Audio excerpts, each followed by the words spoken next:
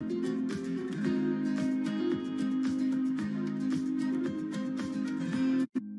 Bloomberg's own David Nicholson. Now, his happy place is out in the field, on the open road. But like the rest of the world lately, he's been working from home a lot more than he's used to. COVID-19 has prompted a massive urban exodus as professionals of every ilk yearn for more space to live and work. As a result, rural areas have exploded, and they're poised to experience a resurgence as more and more families pack up and leave the big city to try out life in the burbs. But there's one problem with that. Not all internet speeds are created equal. Anyone who might need to upload or download large files for a living may not want to pack up and move to that cabin in the woods just yet. Now, David's house isn't a cabin, but it is in the woods, and inexplicably, his internet is workable. My internet is okay. I pay a lot for it. It's around $140 a month. The download speed's great, and the upload speed is terrible, which is really bad for my work because I have to upload these massive files. But I'm definitely one of the more lucky ones in this community. Just a few miles down the road, my buddy has awful internet. It's usually under 2 down and under 0.2 up, so it's often unusable. Some days it's around 1, and other times it'll drop down to about 0.2, 0.3. I just want to be able to have internet at my house without having to go outside the normal ways of acquiring internet. It's really frustrating. We're literally a few miles away from downtown, and it just cuts off. This is a problem, and the solutions are not there yet, because getting high-speed internet in rural areas en masse is something our providers may simply not be ready for.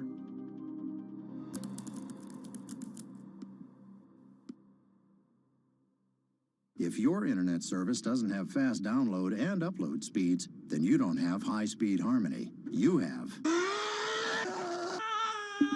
Americans on average pay about $70 a month for internet at home. But in rural areas, it could cost a lot more for a lot less service. So the pricing for a fixed wireless provider here can be something between $80 and $150 for about 25 megabits per second. However, gigabit service, which is 1,000 megabits per second and symmetrical, is running at about $119 a month or $130 a month. That's John Paul. He co-owns Spiral Fiber, an internet service provider here in Nevada County, California. And for the past 10 years, he's been trying to bring an affordable fiber optic network to town. It all started when he applied to be part of the pilot program for Google's fiber service. Across the country, civic boosters have been going to extremes, chanting, singing,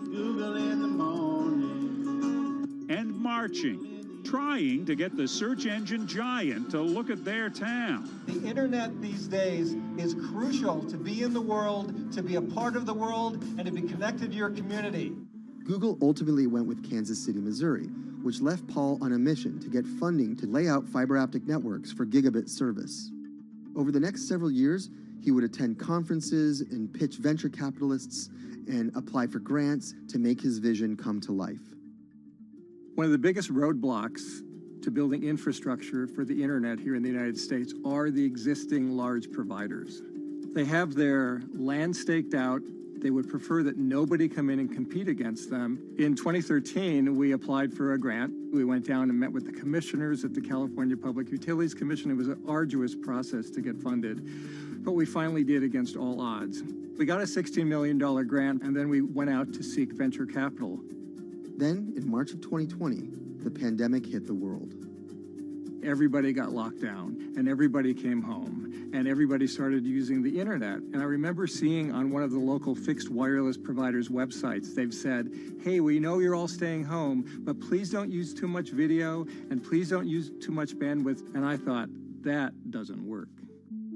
The U.S. connectivity gap is far greater compared to countries that are considered its peers economically. Some developing nations actually have better internet than rural America, like in Kenya, which has a state-of-the-art fiber optic network fed in from their coastline. The American connectivity gap does largely affect rural areas that are either outside of service coverage or simply prohibitively expensive. This is Rebecca. She and her family moved to Nevada County just a couple miles down the road from David. They took for granted that high-speed internet would just exist in the area, and it's not something they even bothered to check on before buying their house. Turns out, all they got was dial-up. We wanted to move where we had a little more space, room for the kids to run around, just be out in the mountains a little bit more. Having come from a bigger city area where Wi-Fi is pretty readily available, we hadn't really considered that in our purchasing of the house, whether that would be an option or not.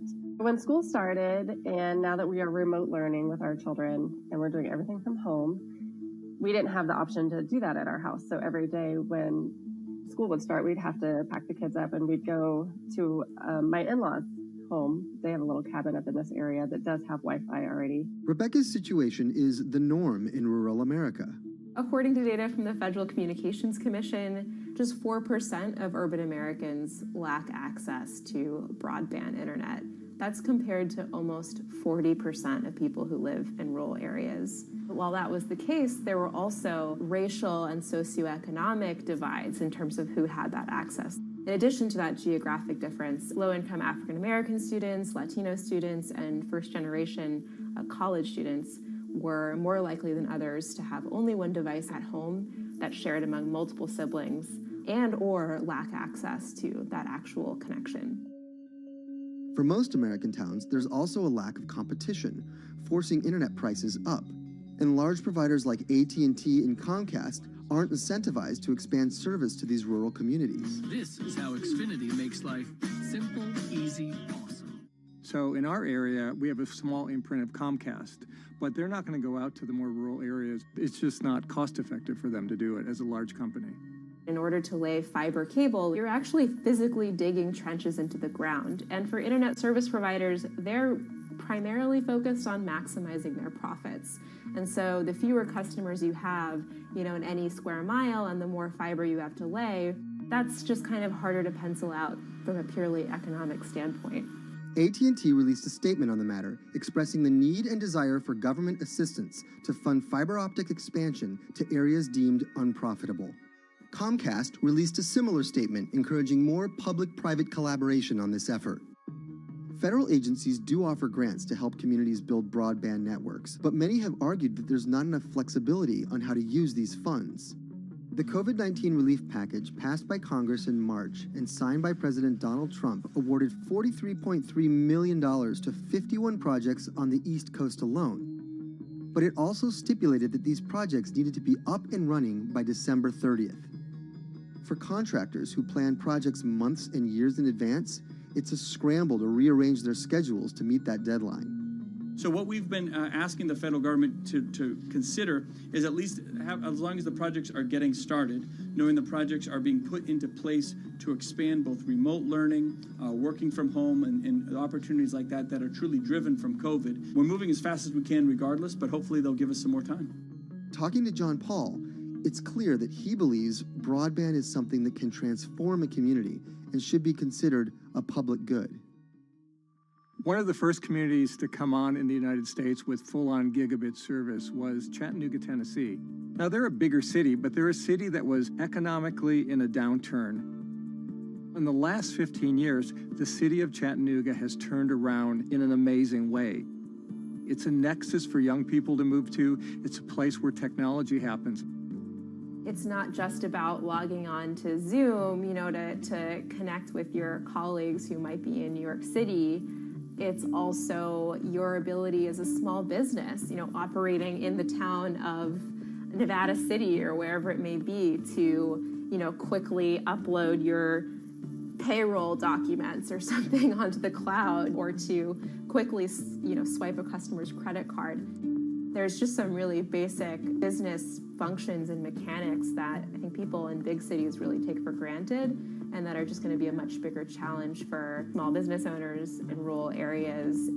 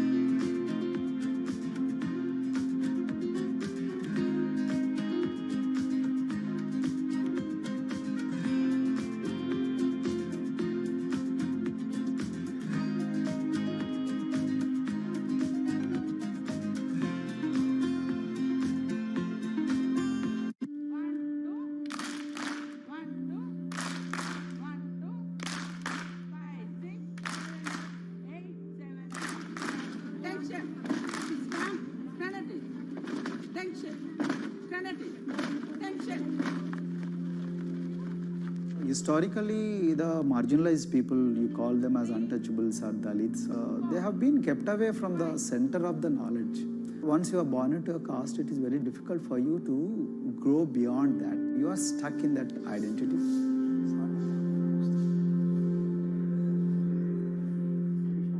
Education is the best way of liberating them. So that's how I chose to work in education sector.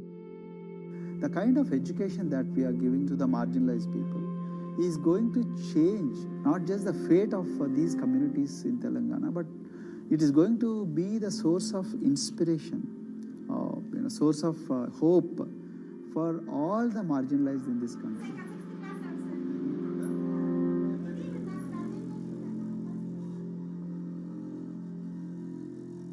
Greatest flight in India is the system of caste. For generations of Indians, the social code known as the caste system has defined how people earn a living and whom they marry. Although outlawed 7 decades ago, castes remain a significant factor in deciding everything, from family ties and cultural traditions to educational and economic opportunities. Dalits, people who are on the lowest rung of the caste system, constitute almost 1/5 of India's population of 1.3 billion.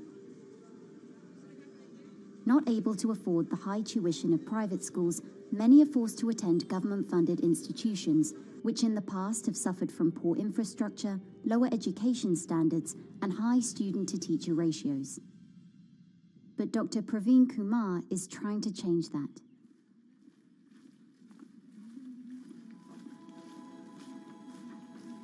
I am currently working as head of Telangana Social Welfare Residential Schools. So totally above 400 schools I manage. These are all residential schools for the students who are historically marginalized but talented and then poor. My friend also Of them, 60% are girls and then 40% are boys, because girls are more marginalized among the marginalized. Their voices are always suppressed. My approach to improve the conditions in the schools has been put your eyes and ears on the ground always. Talk to the parents, talk to the teachers, talk to the students, stay in the schools and then understand their problems, their challenges, both in classrooms and then the corridors and the dorms.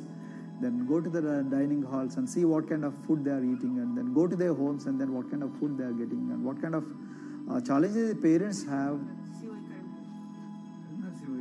Very good. 9th class. One of the important changes that I brought in after I took over was to complete the transformation of mother tongue to English medium, because English medium, as I said, English is the language of emancipation. A language that connects you to the whole body of knowledge in the world. So we had to train a lot of teachers. refer to the dictionary also, okay, and find out the new meanings. As well as you're going to describe about. Hey, Richita, how are you? Hi, Sindhu. Fine, thank you. And how about you? I'm fine too. It's been a long time. Identity is extremely important. There is a scientific evidence to prove that your sense of identity is extremely crucial to your growth as a successful human being in your life. If you accept an identity which is very humiliating, which reminds you of very painful past, I think that identity will not help you to grow. I'm not saying that you should forget your past. I'm not saying that, but that should not be the bubble in which you must live always.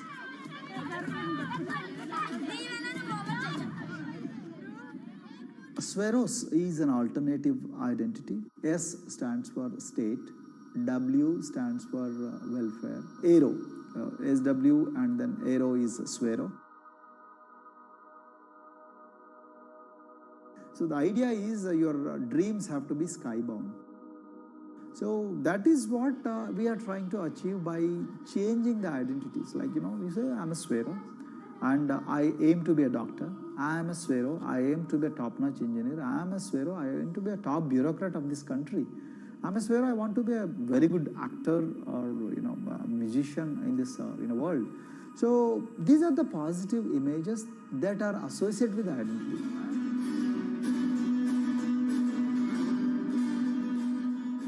Just to give an example to you, in 2012, in our institution, we used to produce about 6 doctors per year.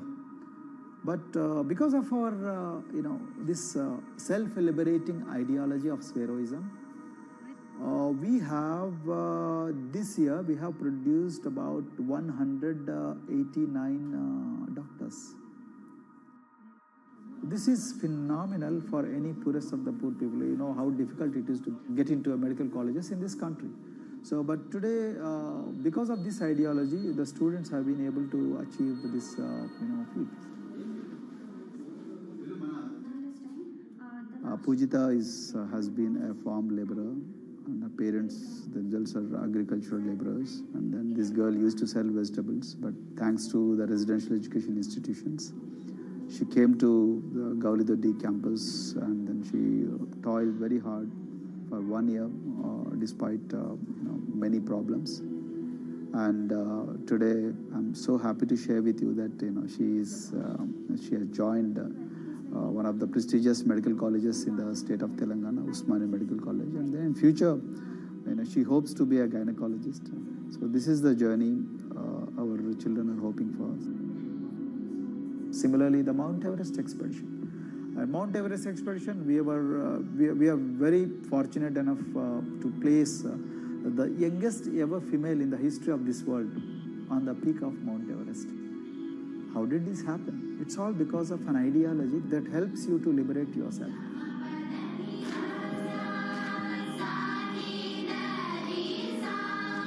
We brought a lot of extracurricular activities, and most of them got institutionalized now. So, for example, music. Similarly, the games. We have so many coaching academy. We have boxing academy, we have wrestling academy, we have handball academy. So we have, kabaddi, the traditional Indian sport. We have golf. We have introduced the golf also. Like golf is generally played by so-called rich people, but today even poorest of the poor people also are being trained in golf in our schools. Wow. So our intention has been to give all 360 degrees, type of opportunities to the students, so that whoever is interested in whatever activity, they can go and then do it.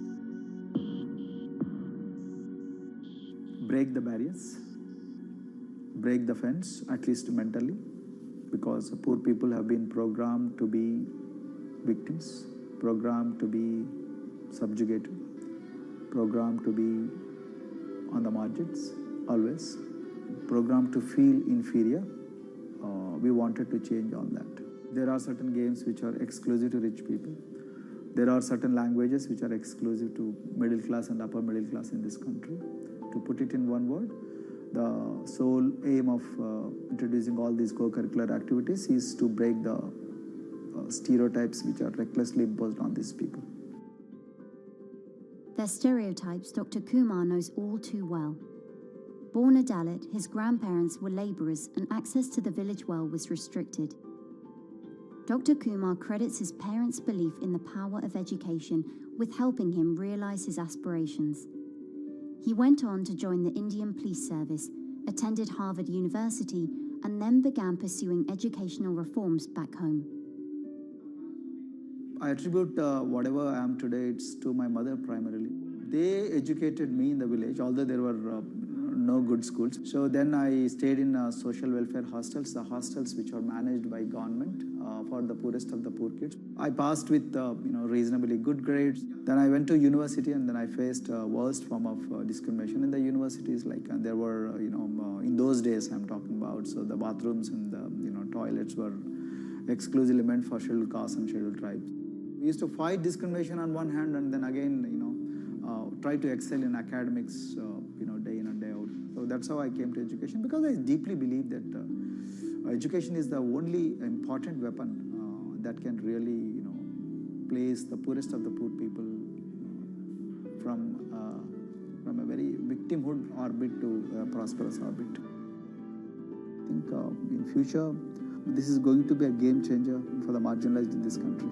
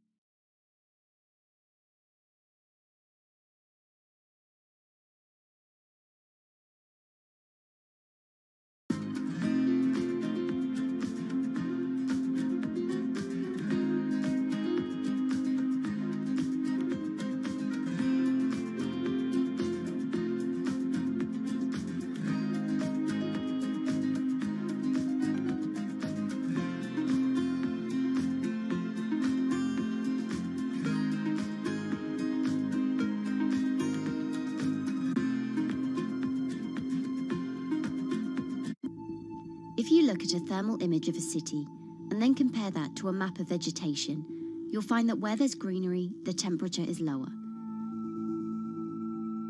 That's because things like asphalt, concrete, and shingled roofs absorb more heat from the sun than trees. This is the urban heat island effect, and it accounts for higher temperatures in cities, often by several degrees compared with their surroundings. It's becoming a huge risk to human health as growing urban populations exacerbate the heating effects of climate change. Heat waves kill more people than any other extreme weather event, more than tornadoes, hurricanes, and even floods. That's why urban heat island mitigation strategies are being studied in Singapore by a group of researchers. The government-backed project called Cooling Singapore is now in the process of combining everything they've learned to create a digital tool that can help cities all over the world, starting with Singapore.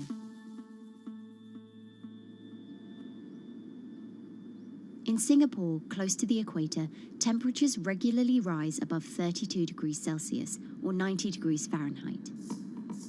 And the city structures only make it worse. And that is also the case for Singapore, which is basically a concrete jungle, more urbanized, more developed city.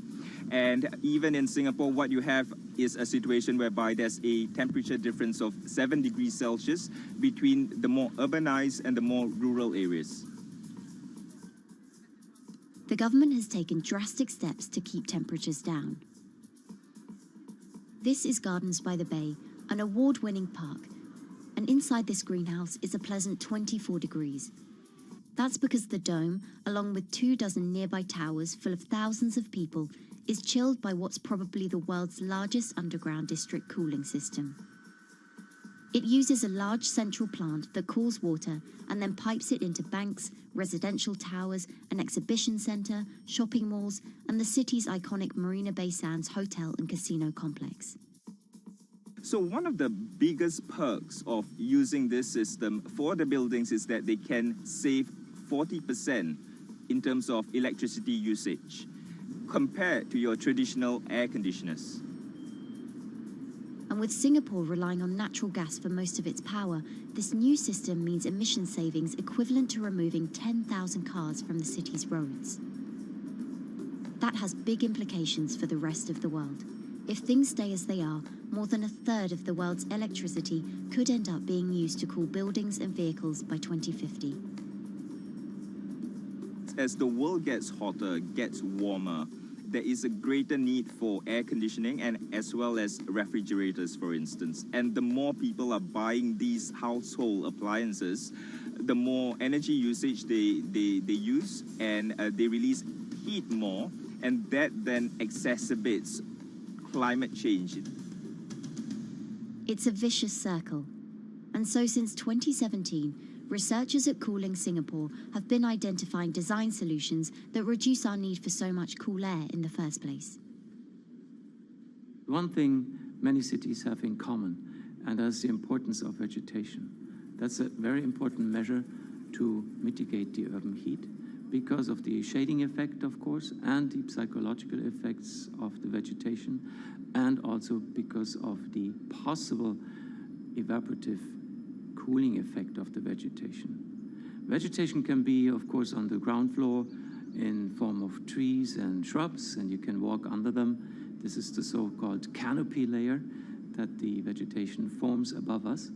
But vegetation can also go up the facades of buildings, and it can go to the roof of the buildings. Luckily, Singapore has been striving for the garden city feel for quite some time. It was a vision initially introduced by then Prime Minister Lee Kuan Yew in 1967 to make life more pleasant for people. And today, Singapore is one of the world's greenest cities in terms of urban vegetation. Kampung Admiralty, a community centre that contains health facilities and social spaces, now provides more green space than the plot of land it was originally built on. It's topped by a roofscape of staggered terraces covered in local plants, which functions as a community park, and a village green in the centre that contains farm plots for residents to tend to. Park Royal on Pickering was designed as a hotel in a garden that doubled the green growing potential of its site. There's now 15,000 metres of sky gardens, reflecting pools, waterfalls, planter terraces and green walls. And the government has big plans as well. Singapore actually has a plan to plant 1 million trees and add more green spaces over the next 10 years. It is actually a mix of wanting to reduce the urban heat island effect, but on the other hand is also to get the people to be more connected to nature. But it's not enough.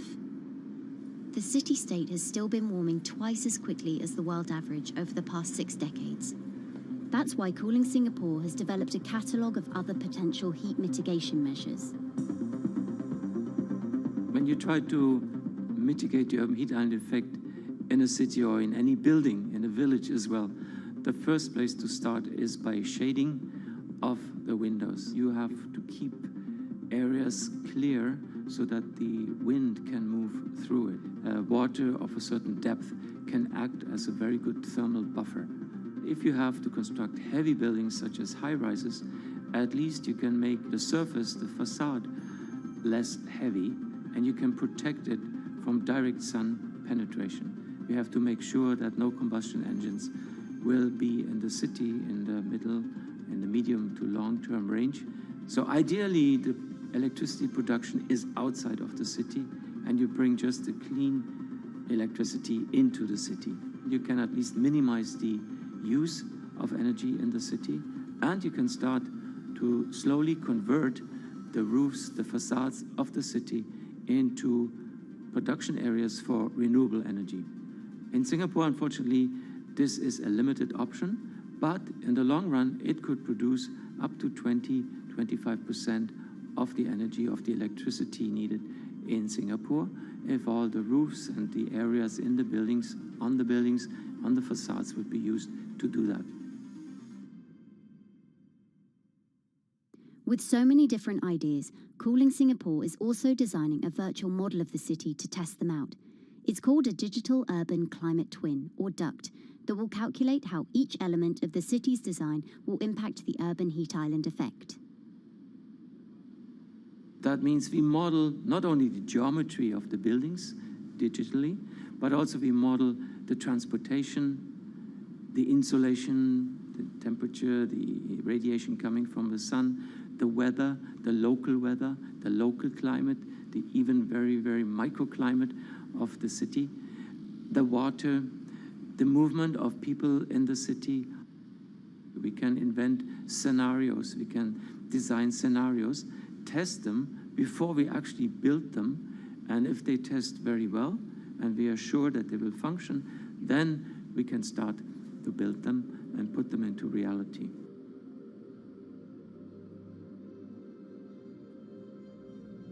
Singapore will be using this new tool to figure out which actions it should take next.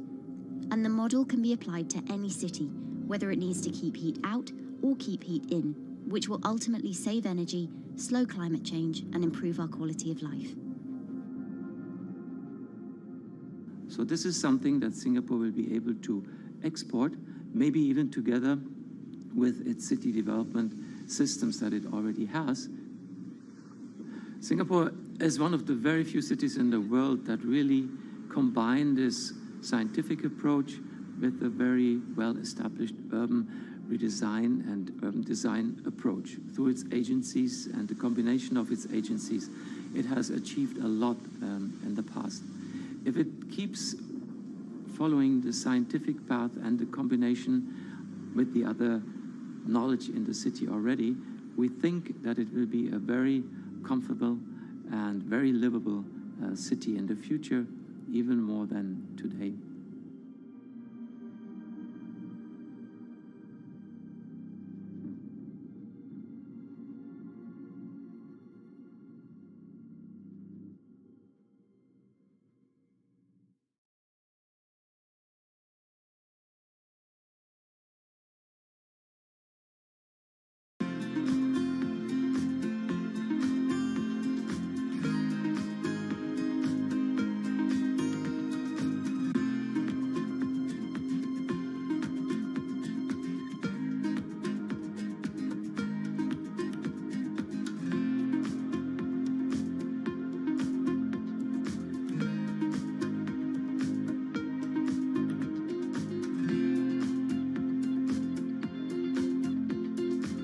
Times are tough.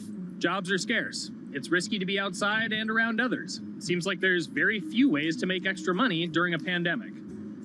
So I guess I'll just hunker down and binge social media until this all blows over. Wait, don't these people make money? How do these people make money?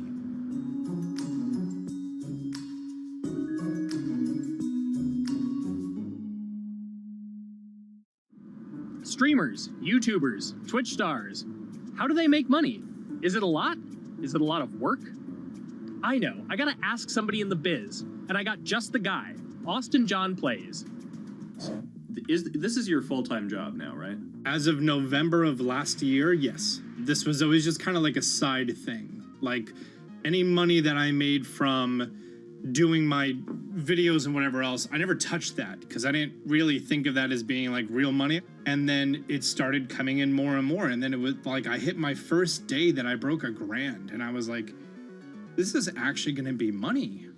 How did the YouTube channel come to be? When the game Pokemon Sun and Moon came out for the 3DS, there was like things that I learned about the game, and then I wanted to just share that information with people. And at the time, I didn't have any way to capture a screen or anything, so I found like generic footage and I kind of put it all together with so much editing. And that video got 6 views. And then 2 days later, I made another one, and that one got 12 views. And then I just started pumping out more and more content, and people were like, this guy knows what he's talking about. It really just started building on top of itself, and then it was like, my channel really focuses on tips and tricks. So I play a straight 18 hours, and I'll finish the game or get to about the 40-hour mark, and then I'll make my first video. While I'm going through, I have a giant notepad and just scribbles everywhere, and I make these notes of like the things that stumped me, so I know the things that may stump other people. What do you need to think about if you're building your YouTube channel? 1, you need to do something that you're passionate about. Not that you like, not that you think you're gonna make money on, something you're passionate about. The other thing is something that other people are passionate about. It holds a special place to them. And third is, it needs to be something that people are gonna seek out information on. In order to enter into the marketplace, you either need to be better than everyone else, you either need to be faster than everyone else, or you need to be more accessible than everyone else. And you can't be more accessible because it's already on the platform. Granted, if you understand how the algorithm works, which is very similar to Google Analytics, then yeah, you can have a little bit of a head start. But if you're not doing it faster, and if you're not doing it better than everyone else, then why should anyone watch your channel? So my income as a YouTuber kind of breaks down to 3 different ways. 1, which is the bulk of it, which is ad revenue. Whenever you go and you watch a video and then there's an ad and then you wait 5 seconds and you hit the bottom right corner and then you go on to the next video, or a non-skippable ad, or the video starts immediately, you get the little banner ad at the bottom, or if you scroll down from the video, the first thing that shows there is an ad. Those are the 4 different types of ads that can appear on every single YouTube video. And all of them pay a certain amount. It varies on lots of things, like the country of the person who posts it, the country of the person who watches it, the time of year, where you are in the quarter, if there's anything going on with a reduction in ad revenue. Like, great example, COVID-19, companies weren't spending as much on advertising. So because of that, CPM went down. CPM stands for click per thousand. I'm using the Roman numeral for 1,000. And that means that for every 1,000 views, you get a certain amount of money. Now, on low ads, when I first started off, my CPM was 30 cents. So every 1,000 views, I made 30 cents. But then once I signed with an MCN and I started making more quality content and more engaging content, some of my better videos and certain times of the year, I can see CPMs as high as $12 to $14. And there's a big fluctuation between, if I post a video when there's no ads being spent, like January and February, that's the reason a lot of your favorite YouTubers and also TV shows don't post new videos in that time of year because ad rates are down. Why are they going to make content then? Instead, you're recording and you're bulking up for when ad revenue is higher. The second way that a YouTuber makes income is support, crowdfunding, things like that. When I first started off, Patreon was really the only option, but then they started rolling out supporters and members for YouTube channels. So whenever I have a live stream, you can click a button and then you can become a member, and then you get special icons next to your name. I believe they're called badges, or on any video, you can hit the join button, and that helps support the channel. And then the third aspect of that would be merch. And for me, my merch has been somewhat basic. In fact, I'm wearing one of my t-shirts from last year right now. You have to endure the times that your first video gets 6 views, that you post it on Reddit and they say, shut up, and then an auto mod bans you. You have to go through that, because until you go through that and you discover why you're doing it, you're not doing it for other people, you're doing it for yourself. If you're not loving what you do, then it's not worth it. Huh. So make a channel about something that I'm passionate about. Oh, sweet. I guess I can make the channel about that.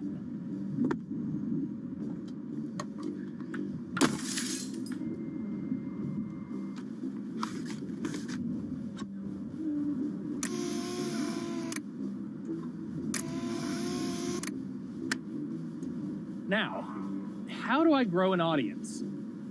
How do I get popular? It's all about diversification, right? You have to have a massive Twitter following. You have to have a massive Instagram following. You have to have a massive YouTube following. Of course, you have to be on Twitch, which is the key platform. But basically, any way you can get in front of your audience, you can engage with your audience, is going to drive those clicks, which ultimately drives the advertiser revenue that you get back from all of these platforms. It's me and Dan playing video games and talking in a funny manner over them. They're not just people who are good at games, they're actually people who are good at online engagement, online entertainment, first and foremost. You have the right to remain stylish. Anything you wear can and will be used against you in the court of fashion. The streamer is either very, very talented at the game. The best player in the game is generally going to draw a crowd because people like watching people who are very good. On the other hand, they're either very, very good or funny, charismatic, whatever it is on that side. Oh, no. You know, it becomes more of a show where they talk about other things outside of the gaming world, and gaming becomes really just a backdrop and an excuse to engage with that audience. There were those weird, like, Ronald McDonald, like, straight to VHS movies. You remember those? I'm personable, I'm chatty. I would kind of, when boring things were happening in the game, I would ramble on about, movies I'd watched or books I'd read and, or conversations I'd had and stuff like that. And so I think being personable was a big part of that. It's not just getting on and playing games. It's getting on and being an entertainer. You are putting on a show. All right, now let me go ahead and grab the samurai sword that every gym has.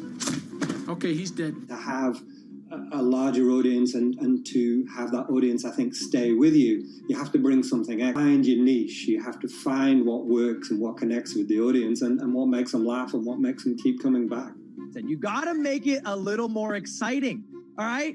Throw in a hanging bishop. Have everybody in suspense for a moment. I think the real most important thing is to just get used to being on camera. Like in any sort of performance thing, is get used to talking on camera. My first few videos were terrible, but because I sat down and did it for 6 to 8 hours a day, I just got used to talking and I got over that uncomfortable hump. If you go into Twitch purely with the expectation that you're going to make money, make a job out of it, have all this growth, and it's going to be great, you're probably going to burn out prior to getting to that point because there's very little payoff for a long time, right? Like multiple years generally before you really start to see a payoff. And so, those first few times you're streaming, nobody is there. One person shows up every 30 minutes, says hi, maybe, and leaves, right? Like, it's very discouraging, I think, for a lot of people.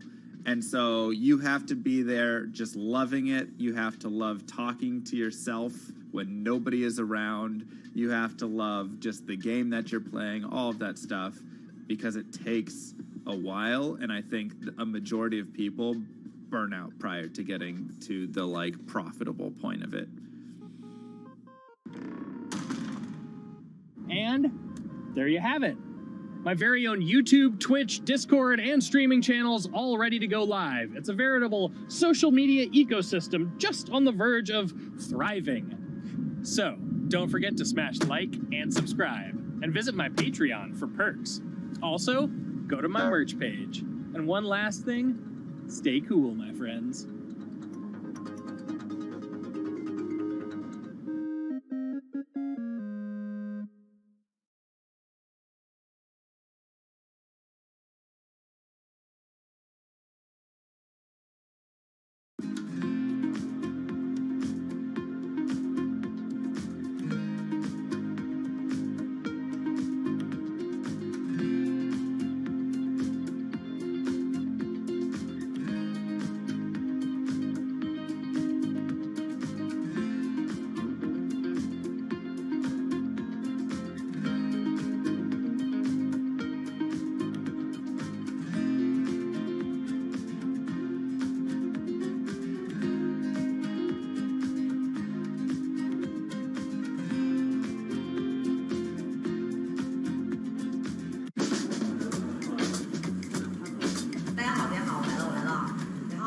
This is live stream shopping, one of the hottest trends in China. Every night, tens of millions of people watch live shows hosted by influencers like Thea and buy the products they recommend. On e-commerce and social apps like Taobao and Douyin, the sister app of TikTok. 我觉得已经改变了大家的购物的方式。其实各种各样的产品，哪怕你不买，你也可以来看。当然，你看了，你就有可能会买。It's not about, only shopping. It's about the experience. It's about having fun. You got to see 3D. You got to see in some kind of action. It's almost like a theater act. The internet craze has taken over China. By the end of 2020, the country had almost 400 million live stream shopping users. China's live stream e-commerce market has also grown dramatically, with an estimated value of $161 billion in 2020. It's becoming popular outside China as well. So, is live streaming the future of shopping?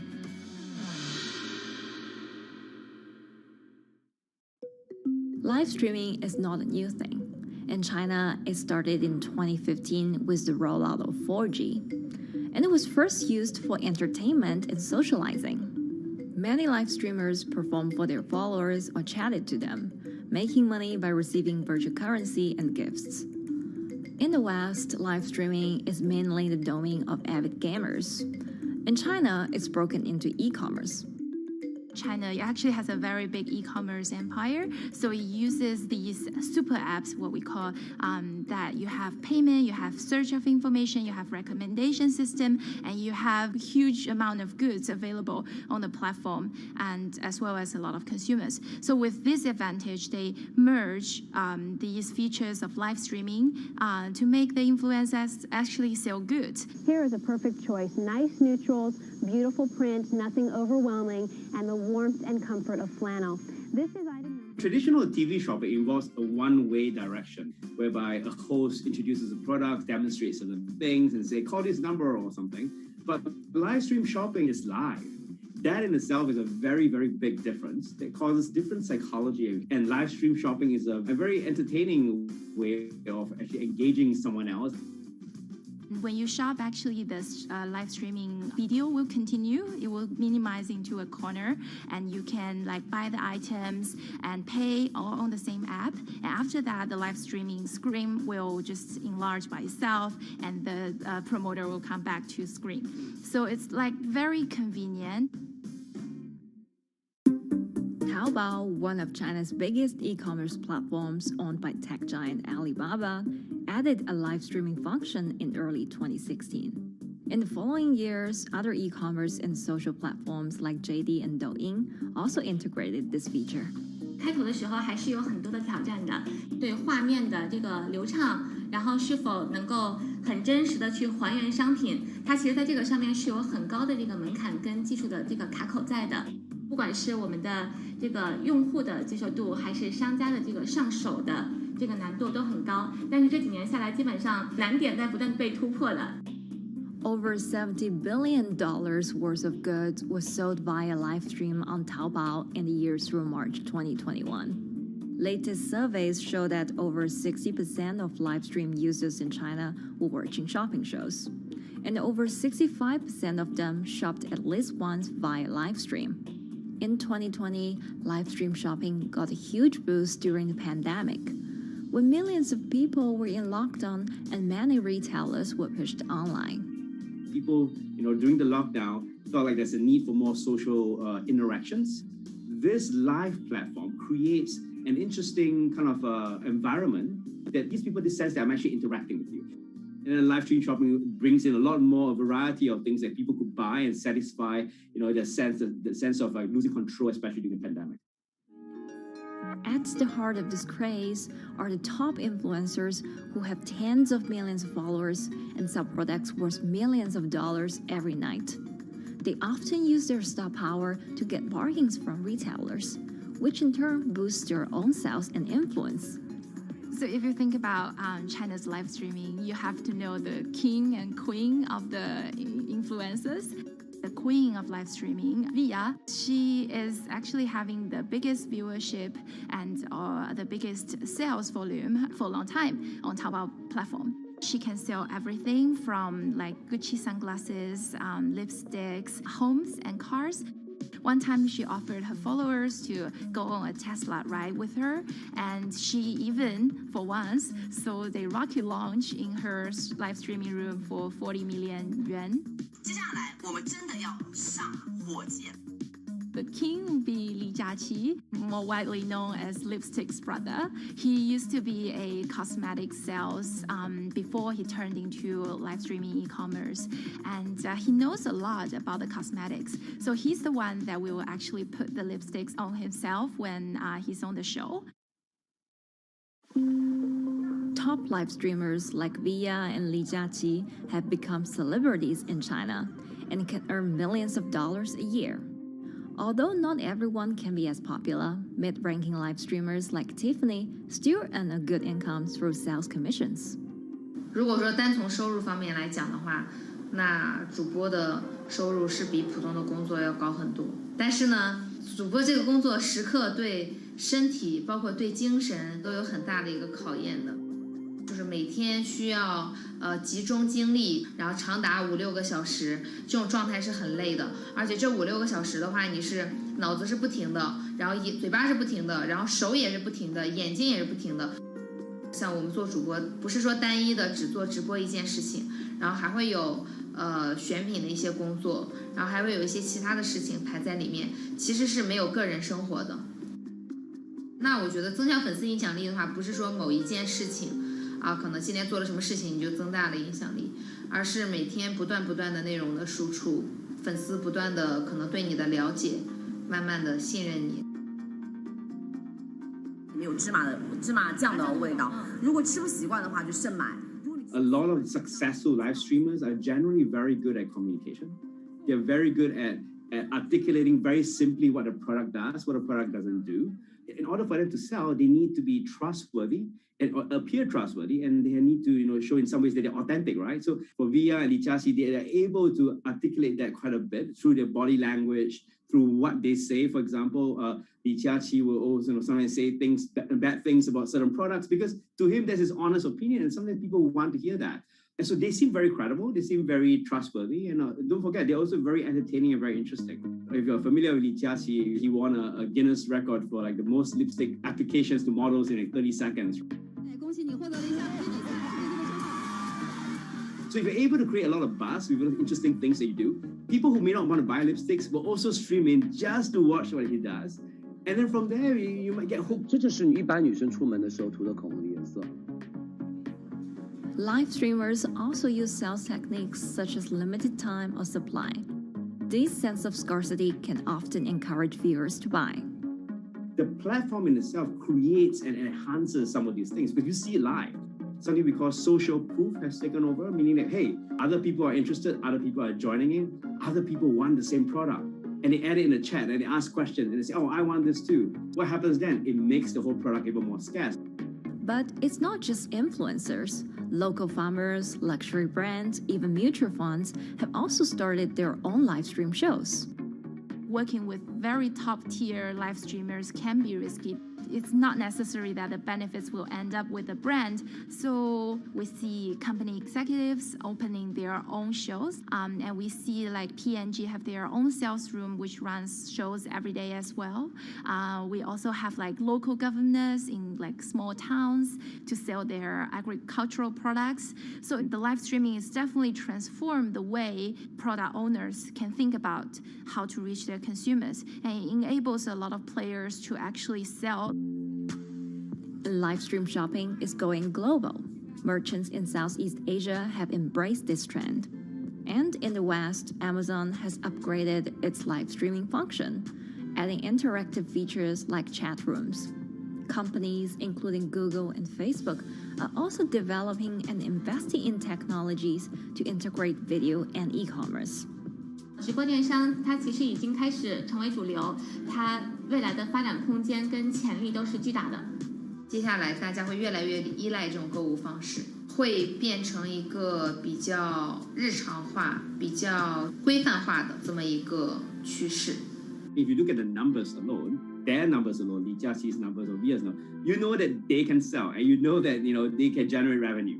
Are they able to sustain it over a long period of time? It depends on how innovative they are at changing some of the things that they do.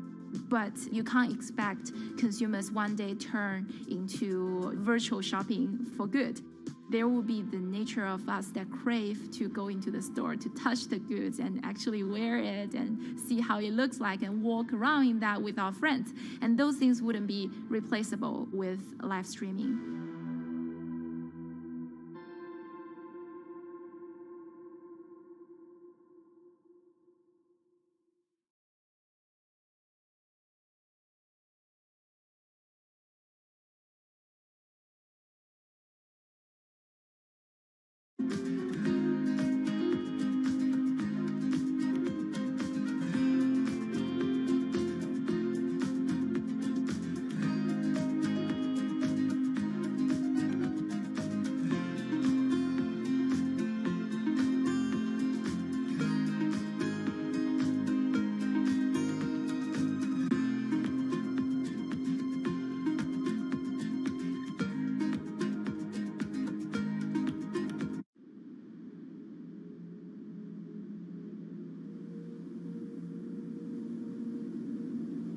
You could imagine that the oceans are actually the largest battery. We're storing huge amounts of energy in the oceans. The wave motion can be very deep. It can extend down several hundred meters. And once it gets to the near shore, from about 50 meters, the whole water column is moving backwards and forwards. As we search for ways to reduce our reliance on fossil fuels, some are looking to a largely untapped potential source of renewable energy.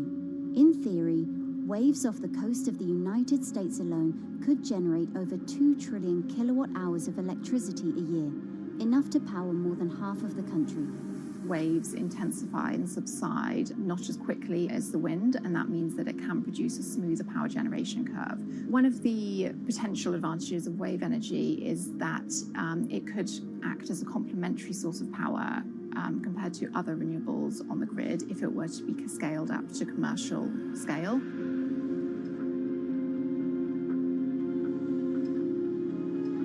For decades, engineers have been trying to convert wave energy into electricity, but a host of technological and financial challenges have complicated their efforts. In the years from around 2006 to 2015, there were a spate of bankruptcies in the sector, and this was largely because of a lack of kind of continuous proven projects out at sea with reliable electricity generation. Since then, companies have been trying to develop the technologies at a steadier pace and with a smaller cash burn. But the same questions remain. Can companies develop devices and technologies that actually work? Is wave energy just a novelty or something that can become a major renewable energy source?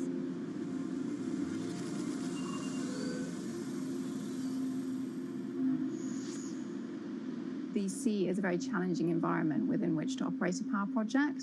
So seawater is corrosive and conditions are very rough. So this means that power projects don't have a very long lifetime, and it increases operating and maintenance costs.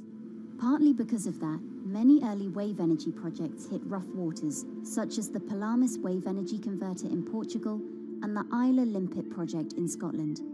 But that hasn't stopped others from trying. Companies are focused on testing projects out at sea, proving their durability, trying to raise capital and bring down cost. The sector hasn't really converged around one single technology design, and companies are kind of undecided about which design works best.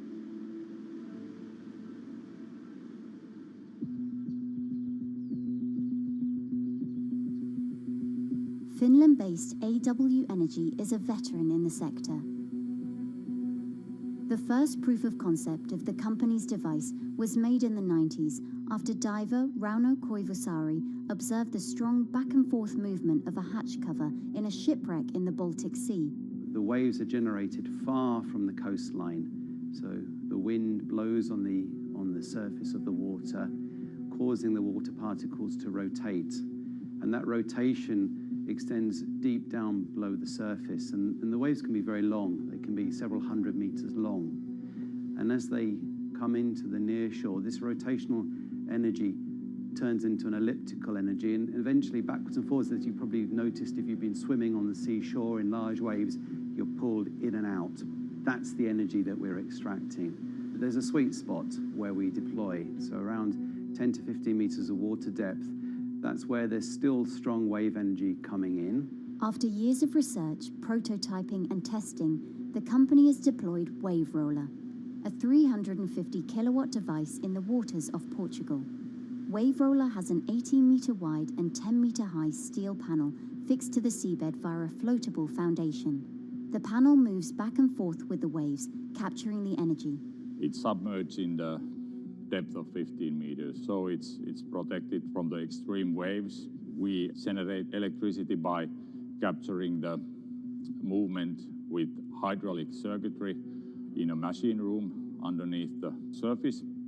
That hydraulic energy we turn to electricity with hydraulic accumulators and hydraulic motors, and also a generator. The Wave Roller has survived large waves at sea for over a year and delivered electricity via an underwater cable to the grid in Portugal. Meanwhile, the company has won a €2.5 million grant to work on an upgraded version of the Wave Roller, aiming to increase the electricity generation capacity to 1 megawatt. The upscaled device would have a bigger panel, 2 power takeoff units, and improved software to control the energy production. We have taken into use a wave prediction algorithm that kind of tells us what kind of waves are coming into our device. That gives us few seconds to prepare for capturing more energy, and the difference in that is significant. Our future plans are to deliver technology around the world. So I'm hoping we can be working on delivering technology to projects in Asia and also in the American continent as well.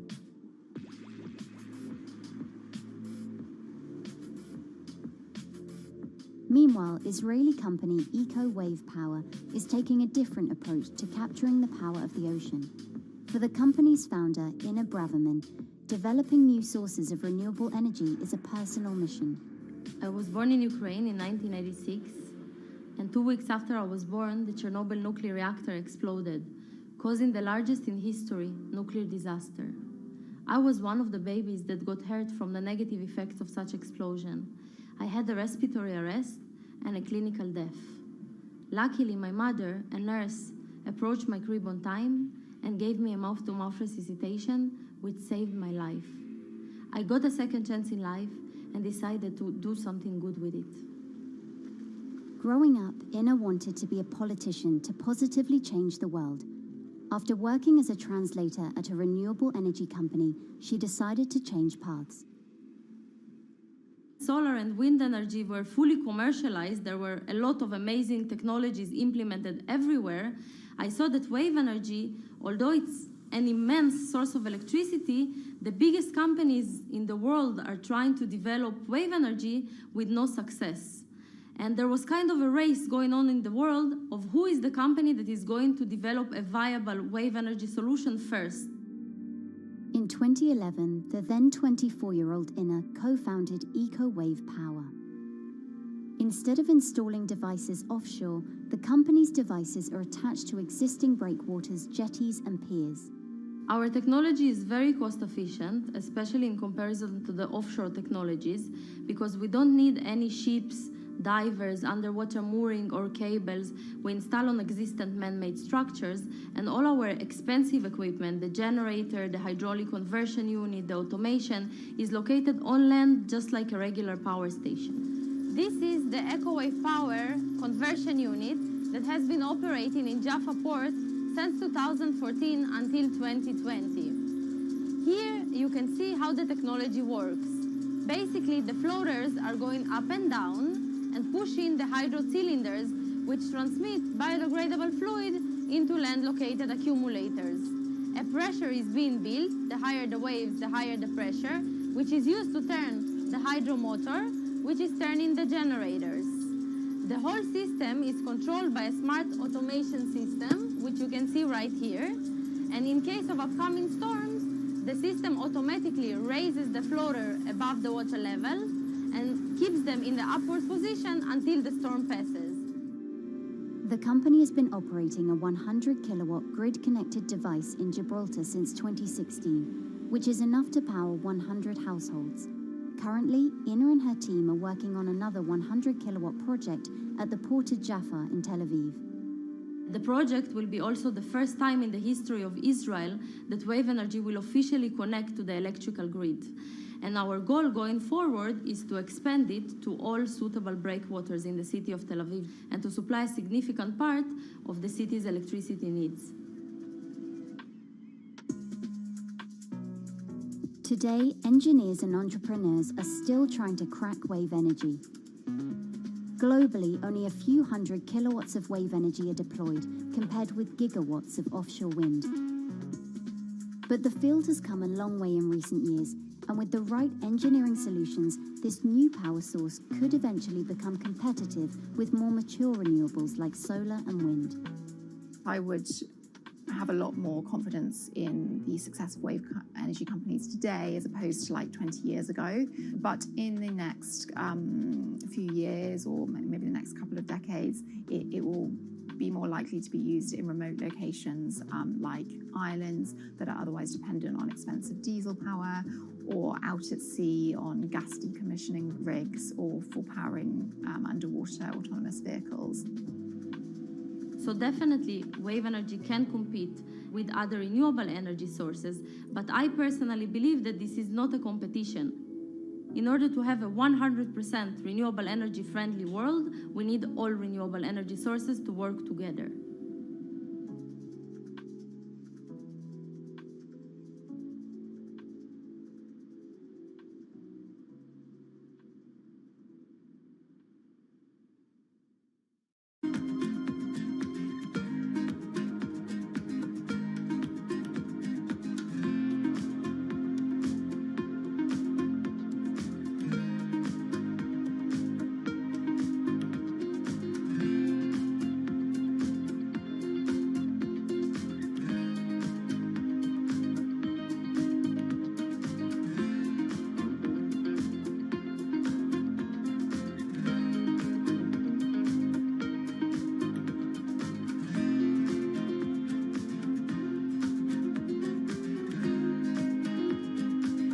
Connection lost.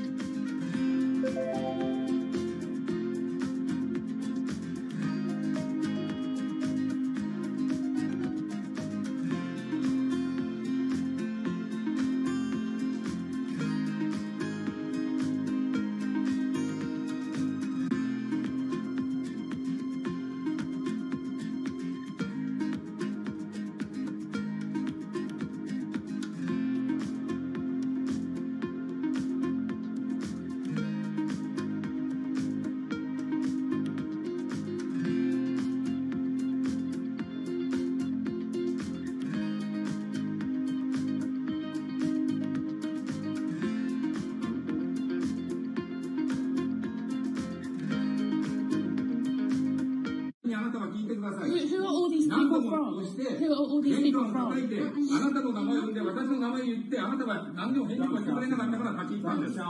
So can you please tell me? I'm not going to... please wait. You know, I've covered a lot of companies. I've covered a lot of Machiavellian companies where, you know, people play rough. I don't think I've ever seen anything on the scale of Nissan. He is making you, but you aren't from Nissan. I mean, it's corrupt. The system is... One of the most dramatic elements was Ravinder Passi's home being raided by court officials in Yokohama. You scared my wife. You scared my children. I worked in Nissan for 16 years. So Rav Passi's journey into the darkest recesses of the Japanese corporate world started when he was the general counsel, the highest corporate lawyer position in the company. In the past few minutes, Nissan has revealed that its chairman has been arrested after allegations of serious misconduct. He was tasked with investigating Carlos Ghosn. And he was told, conduct an internal investigation and get to the heart of the matter. And then along the way, he started to notice serious conflicts of interest.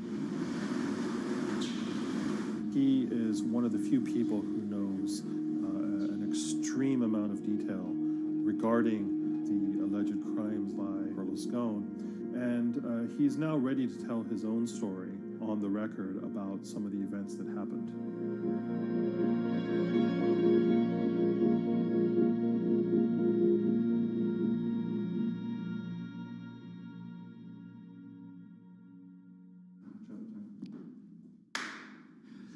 My name is Ravinder Passi. I'm the former Global General Counsel of Nissan Motor Co. Limited. And you could say, yes, I had a front row seat in terms of what was going on. When Carlos Ghosn saved Nissan years ago, he was depicted in Japanese comic books as this hero, and now maybe we'll see comic books where he's the villain. In corporate Japan, Nissan was quite an unusual company. It was led for 2 decades by a non-Japanese executive. Well, Carlos Ghosn was a hero in the Japanese business world. If you had a global business celebrity in Japan and worldwide, it was definitely Carlos Ghosn. In a country with few foreigners at the top, he stood out. But over the years, he saved Nissan from bankruptcy, allied with Renault and Mitsubishi, and turned the alliance into one of the most competitive in the world. Yet as the years went on, you know, I think his ambitions changed a little bit. He started thinking about legacy plays, and one of them was to really tighten the alliance between Renault and Japan. And unbeknownst to him, there was a contingent of senior Nissan executives that were really felt threatened by that move. They really thought that they would lose complete control of the car company, and even in the government, there was probably a little bit of anxiety about a national champion in the auto industry falling under full-blown foreign control. Carlos Ghosn was an auto industry leader, respected by many in Japan. Now he's in jail.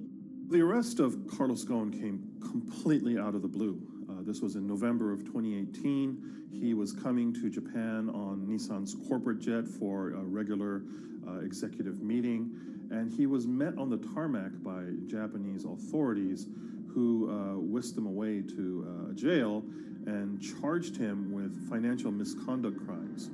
So what happened was that a power struggle ensued inside the company, and somewhere along the way, it was criminalized. By that I mean that there were allegations leveled at Carlos Ghosn about the way he reported his pay to Japanese authorities, the way he handled money inside the company, that in other contexts might have been a board action, might have been handled internally. A number of executives at Nissan decided to take this difference and take it over to the Tokyo prosecutor's office, and that unleashed a chain of events that would shake the entire auto industry. So after Carlos Ghosn was arrested, Nissan launched an internal investigation into the events that led up to his arrest. So Rav Pasi was tasked with investigating Carlos Ghosn, and he was told, get to the heart of the matter, find out what Carlos Ghosn did wrong and bring it to our shareholders. Yeah, it's really complicated because you had various things coming out of the weeds. 2018, the investigation has started, and we become aware of matters in terms of conflicts, actions by certain individuals that cause some concern because things might not quite be what they seem. So in our story, we really took a close look at Harinada and his role in Carlos Ghosn's downfall. Harinada is one of the most fascinating figures inside Nissan. He's also a lawyer. He's originally Malaysian. Hello, Mr. Hari. And he had a meteoric rise through the company and became very, very close to Carlos Ghosn and other top figures. He had a front row seat at all the major strategic deliberations at the company.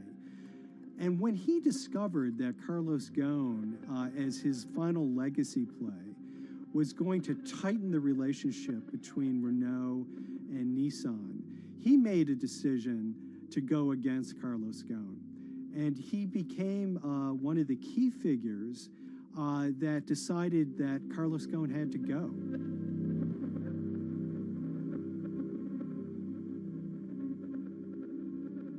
Harinada was somebody who actually recruited me into the company, so I have a long-standing relationship with him, or did have a long-standing relationship with him.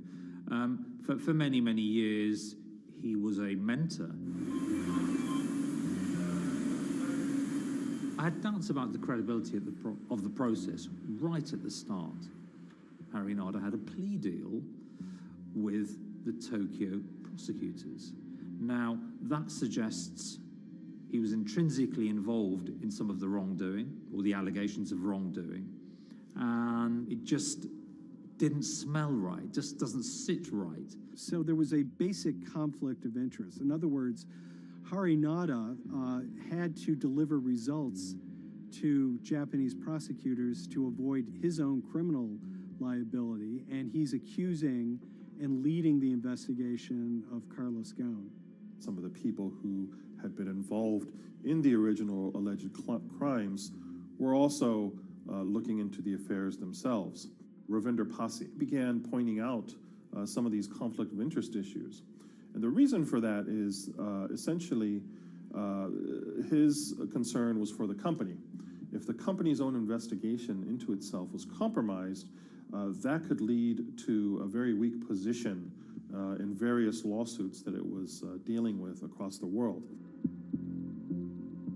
I had discussions with Harry, discussions with the statutory auditors about these conflicts, discussions with HR about some of these conflicts, because at that point, we reported into him. You know, at the time, everything was quite, as you can imagine, it was, we've got to do this, we've got to do that, we've got to move fast.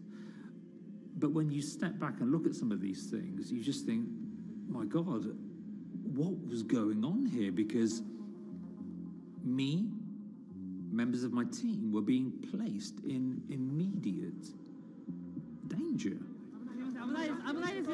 Your chairman's been arrested, a representative director's been arrested. They both happen to be foreigners. And then now what we need to do, we're being instructed to do, is certain compliance professionals need to go into properties in Brazil, for example, and retrieve evidence. They've got to do it very carefully, because if they don't do it carefully, they're going to get convicted of criminal activities. And likewise, when a team of lawyers were commissioned to go to Lebanon, I mean, one of my immediate concerns was, why are lawyers from Nissan being sent to go to Lebanon to retrieve evidence? These are just lawyers, they're corporate lawyers from Nissan. You had revelations that a number of executives had benefited from share appreciation rights when they shouldn't have. I mean, you know, substantive amounts of money being taken by these guys when they weren't entitled to take them. And you do think, yes, how is this going to look later on? It's going to look quite concerning. So that triggered for me the sort of assessment that, well, I'm going to have to do something, because up until this point, I haven't put down on paper these conflicts and these issues.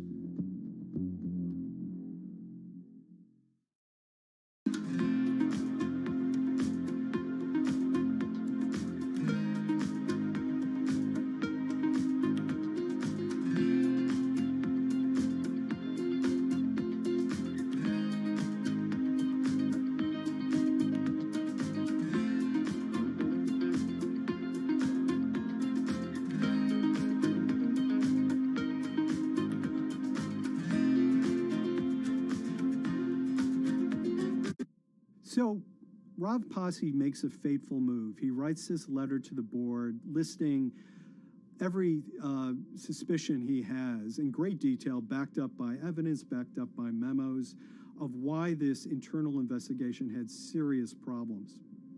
He sends the letter to the board and it's crickets. He doesn't hear much of anything. Nothing happened thereafter. Nothing at all. Just like it just gone into a black box. And he began to suspect that there was a desire, even at the highest level within Nissan, to kind of sweep these conflicts of interest under the rug. Unfortunately for me, I think, again, with hindsight, people must have thought that this is the nail that's sticking out, and we can't have this. Within 3 days of me submitting that to the board of directors, that letter to the independent board of directors, I was removed from the Goan Executive Conduct Matters.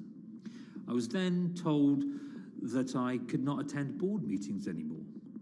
And up until that point, I had attended every single board meeting. I was then also told that after 8 years of being in Japan, I'd be going back to the UK.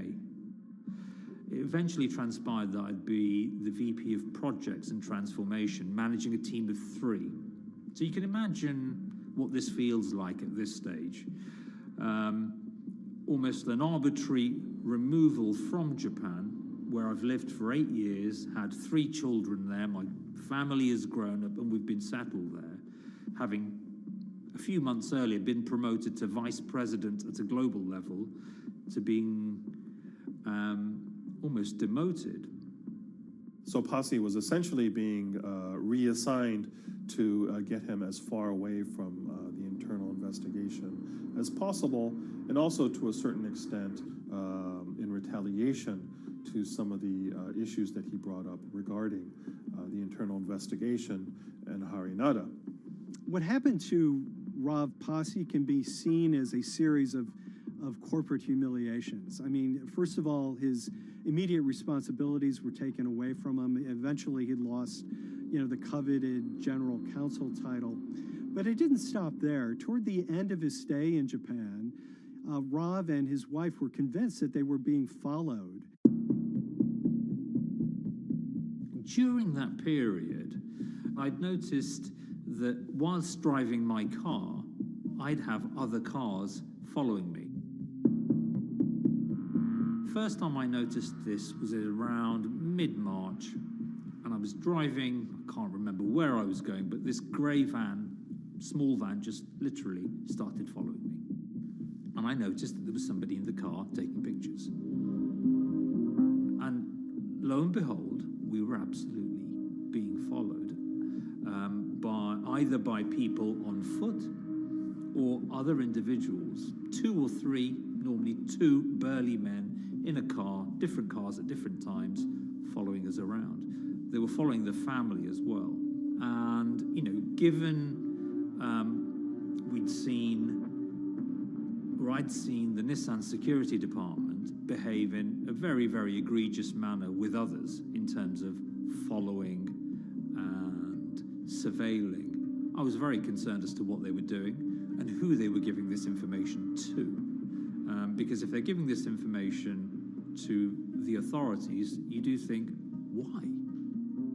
What's going on here? I mean, this is just not normal behavior. And this all culminated in a rather dramatic event in the middle of 2020. Who are you people? Where Nissan had hired a legal team and had obtained an unusual court order from the district court in Yokohama to basically do a search of his home and seizure of his corporate laptop and phone and other documents. If you don't let us in now, we have to break this key. So it's a pretty extreme way to treat someone who'd spent 16 years at the company. These people have all come in. We don't really know who they are, apart from the fact that I've been shown a badge that says the Yokohama court. And they're here to recover a laptop and a mobile phone. It was even more weird because I'd highlighted to the directors that certain Nissan executives were trying to recover this laptop and this phone whilst I was still in Japan. And I was very concerned because it had evidence on there that related to misconduct matters and other forms of inappropriate conduct. It was just another form of intimidation, another form of harassment, forcing me almost to leave the company and the country. Because once they'd retained and obtained these items, we were still followed, which, again, I just couldn't understand. What is the point of doing that? This is a car company. This is not the KGB.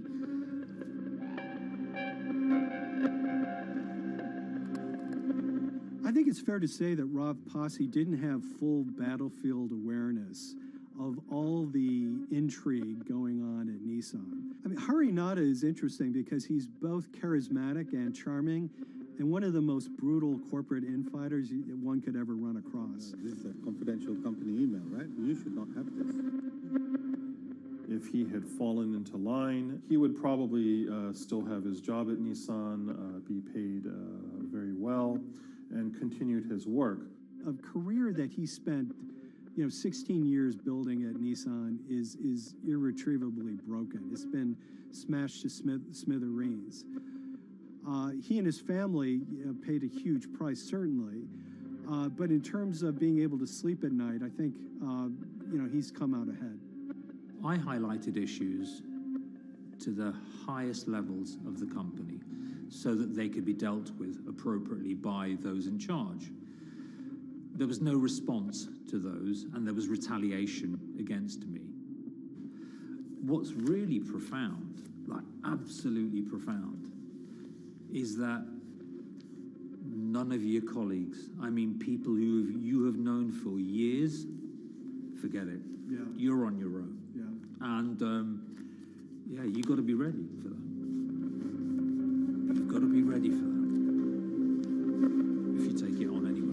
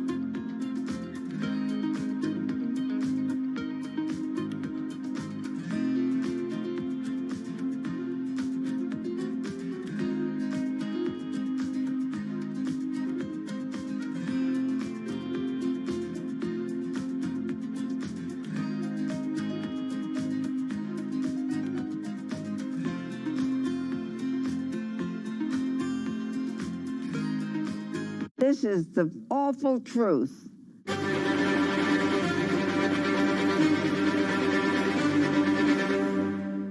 There's always someone in the family that's pushing it.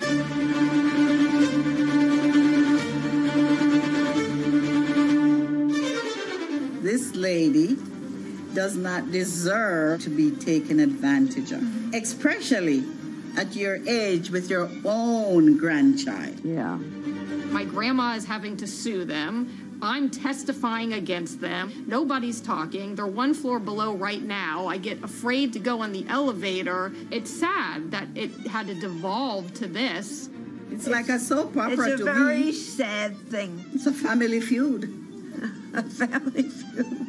Here's a family that, on paper, you would think has the wealth that so many people seek, yet at the end of the day, it seemed to sort of rip everybody apart.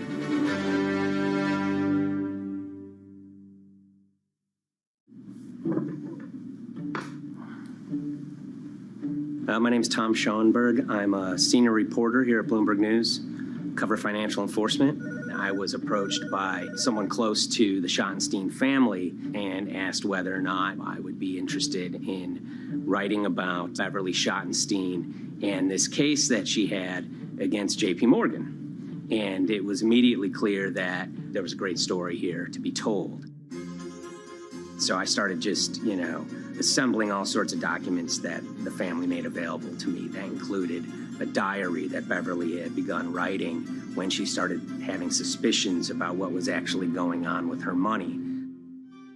Beverly obtained her wealth from the Schottenstein kind of retail empire that has at times included Big Lots, Value City, American Eagle Outfitters, DSW Shoes.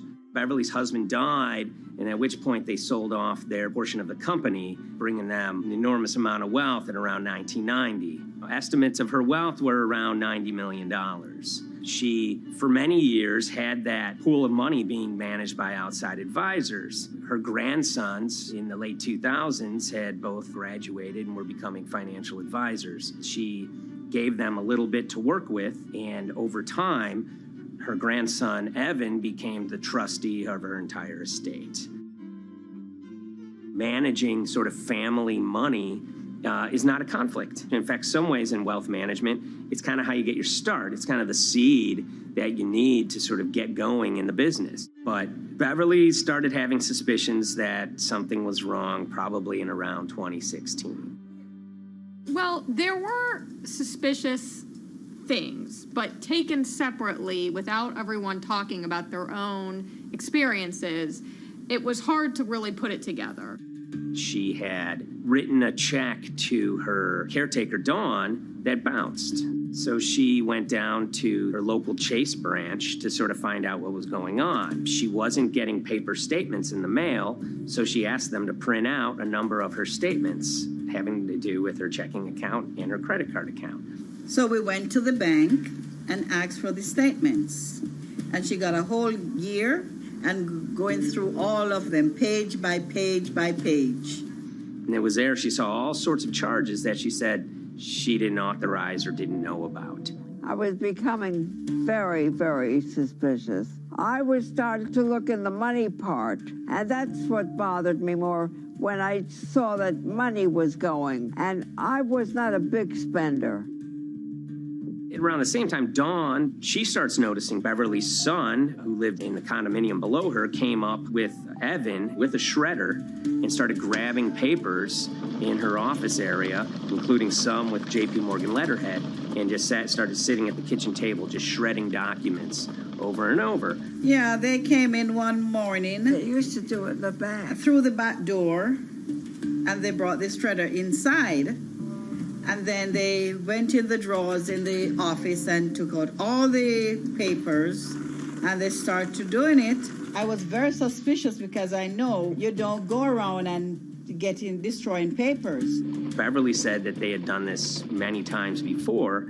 That's when she said to me, Dawn, I'm going to write my feelings in this black book. Diary. And it's a diary, and she started writing. Each day, she would write a little at a time. Around the holidays of 2018, a package had arrived, a FedEx package, and in it were materials about a venture capital fund based out of the Cayman Islands. Dawn and some other family members take a look at this, and they see that Beverly is signed up for this fund to the tune of $5 million over the course of several years. And that was really the beginning of it. That was sort of the tip of the iceberg when it became obvious that something was going on, that my grandmother really wasn't aware of this fund. You know, Beverly started to panic. She got really upset and called, J.P. Morgan's headquarters in New York and asked for Jamie Dimon. She said she was told someone would call her back, but she says that never happened. She wrote a letter to Evan and Avi, and in there she laid out a number of things that were concerning her: unauthorized trading, the checking account. She had about $1 million worth of jewelry in a safe deposit box, and that her son Bobby had the key to that box, and that jewelry had gone missing. All this was kind of packaged in this, 5-page handwritten amendment to a will and trust. There's such an evolving narrative about why the jewelry was taken. The only truth we really know is that the jewelry is gone. But why it happened, there have been a lot of different stories. You just don't take your mother's wonderful things and hand it out. And they emailed that note to J.P. Morgan to seize all activity on her account. And it ended up setting off a firestorm after that. As soon as they got this email that there was a cease and desist and that she wanted to send her money and change brokerage firms, they were actually vacationing one floor below downstairs. They're there right now. The next day, Beverly's in her place. The granddaughter's still in her place visiting. Dawn is there, and up comes Bobby kind of barging through the door. And he's screaming about what was sent to the J.P. Morgan. They're now investigating them. And he's furious, takes his mother and sort of puts her into a chair, gets pen and paper, and she says physically forced her to write a retraction letter. They were pushing me around. It was a scary time. I was really afraid, too. I had to take her to the doctor, and she did an x-ray because she was in so much pain. The locks had to be changed. The phone number had to be changed. I really thought we were going to have to hire guards to be outside just for protection. Oh, it was terrible. Horrible scene. Beverly brought her case before the Financial Industry Regulatory Authorities, usually known as FINRA. It took several months of hearings. She sees all sorts of transactions that's going on, hundreds of them that she claims that she never knew about, never authorized, but yet were logged in J.P. Morgan's files as having been direct requests from her. That included the sale of a large amount of Apple stock worth several $1 million, as well as all her stock in Big Lots. Over the course of their time with J.P. Morgan, Evan and Avi were making all sorts of trading on her account that was generating millions of dollars in commissions for themselves and the bank, yet she was not sort of getting any of the type of gains that you would expect sort of an $80 million account in a bullish market to be able to get. They issued a ruling entirely in her favor, finding that her grandsons, as well as J.P. Morgan, they were liable for violating their fiduciary duty, misrepresenting themselves, and they also found that the bank and her grandson, Evan, were liable for elder abuse. Evan and Avi, they were fired from J.P. Morgan. They issued an award of about $19 million. I reached out for comment, and J.P. Morgan emphasized that Evan and Avi were no longer with the firm and that their actions do not represent the sort of values of the bank. I reached out to Evan and Avi, heard back from their lawyer saying that, they disagree with the law and the facts that FINRA kind of used to decide the case against them and are seeing if they can have it withdrawn. Her son, Bobby, wrote her a letter, said his sons weren't criminals, and he also admits to taking her jewelry. And he says he needed it to pay off some bad business debts he had. They never once came up to say, I'm sorry. If there had been an apology and some acceptance, and asking for forgiveness from my grandmother, I don't think we'd be in the position that we are now. Since the piece came out, we've received dozens of messages from people, many of whom are telling their own sort of personal tales of, kind of financial advisors gone bad, or family members who got control of an estate and abused, those within. It seems that it's really resonated with a lot of people. I keep, hearing a lot of feedback about Beverly and how, a lot of people feel she did the right thing. You're never too old to stand up for yourself and try to right an injustice. She was adamant that she wanted to stand up for herself, but at the end of the day, they did wrong. It's a painful life lesson. Beverly taught them that you don't mess with grandma.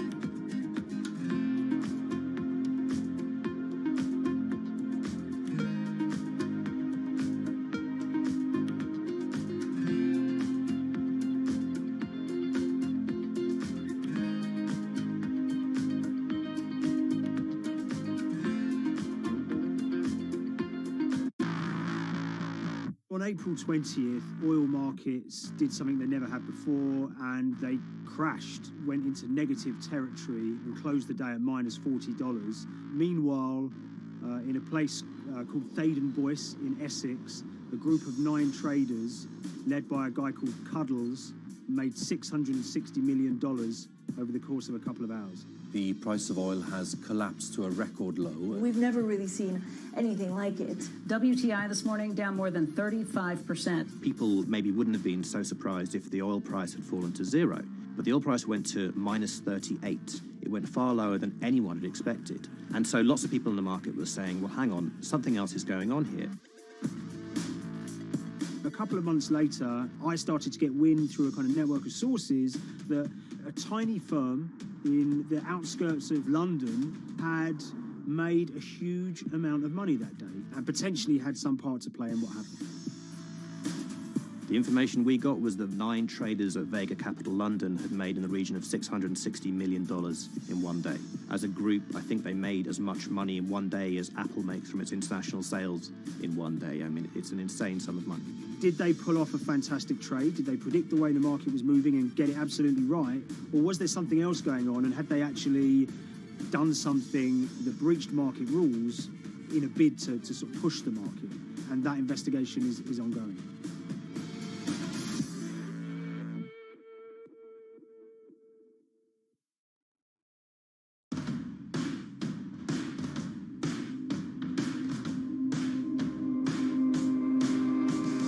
So Paul Commins is a trader who cut his teeth in the pits in the 80s and 90s when everyone had a nickname. His was Cuddles.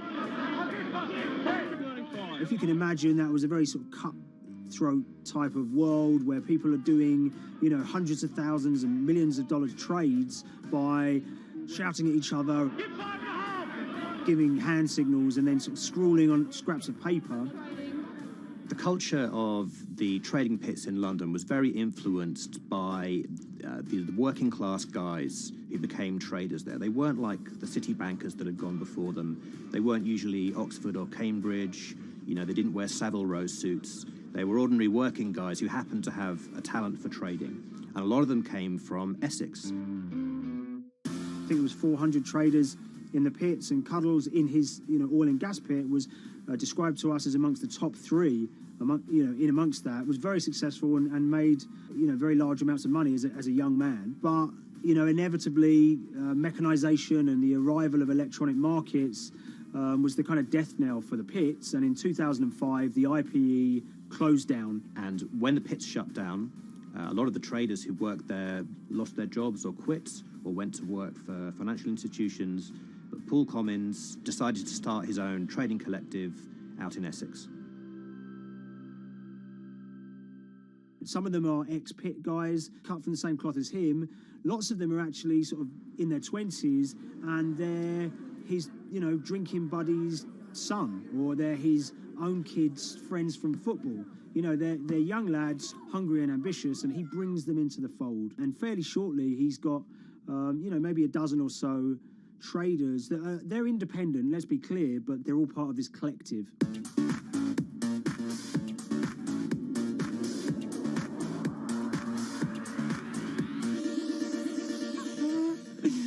Yeah, I'll let Liam deal with Essex. I am from Essex, so I feel like I'm free to, to get into this. Sweet, as they say. If you were to ask someone in Britain how they would imagine a kind of Essex person, they would see someone who's maybe slightly flamboyant, with a sort of Cockney accent, a sort of Guy Ritchie-style accent. Not afraid to splash the cash, but it's probably pretty bright and has done well for themselves. Don't even make sense, does it? But, these guys, they drove around very nice Rolls Royces and Bentleys. They went to places like Marbella on holiday. Thaden Boyce is a very wealthy place. You have to have considerable income to be able to afford to live in that village. It's a really nice place to live, and it's 20 minutes tube ride away from the city. Earlier in the summer, we have this lead, which is that there's this tiny firm called Vega Capital London, and they were the biggest winners from the biggest oil crash in history. Anyone that covers markets is going to be surprised about that. You're thinking your BPs of the world or your Glencores, but it's this tiny firm. And one of the big challenges that we had was actually finding out who worked with Vega Capital. It wasn't immediately obvious, and at first we had absolutely no idea. If you go to the Vega Capital website, it says it's under construction. If you do basic online searching, it's very difficult to find anyone who's publicly connected to the company. So inevitably, we're incredibly curious at this point. Like, who the hell are these people? The more reporting we did, the more it became clear that this group were connected socially as well as professionally. They went to weddings together, they played golf together, they would go on holiday together. We found out that a number of them were members of the West Ham Supporters Club in London. A few of them started companies together, so you could see all the connections between them and start to see a distinct group emerging. And it really just was this kind of shock that, this wasn't just like a hedge fund or a firm you'd never heard of. This was actually a group of buddies who all had the same experience on this day and had all made a huge amount of money.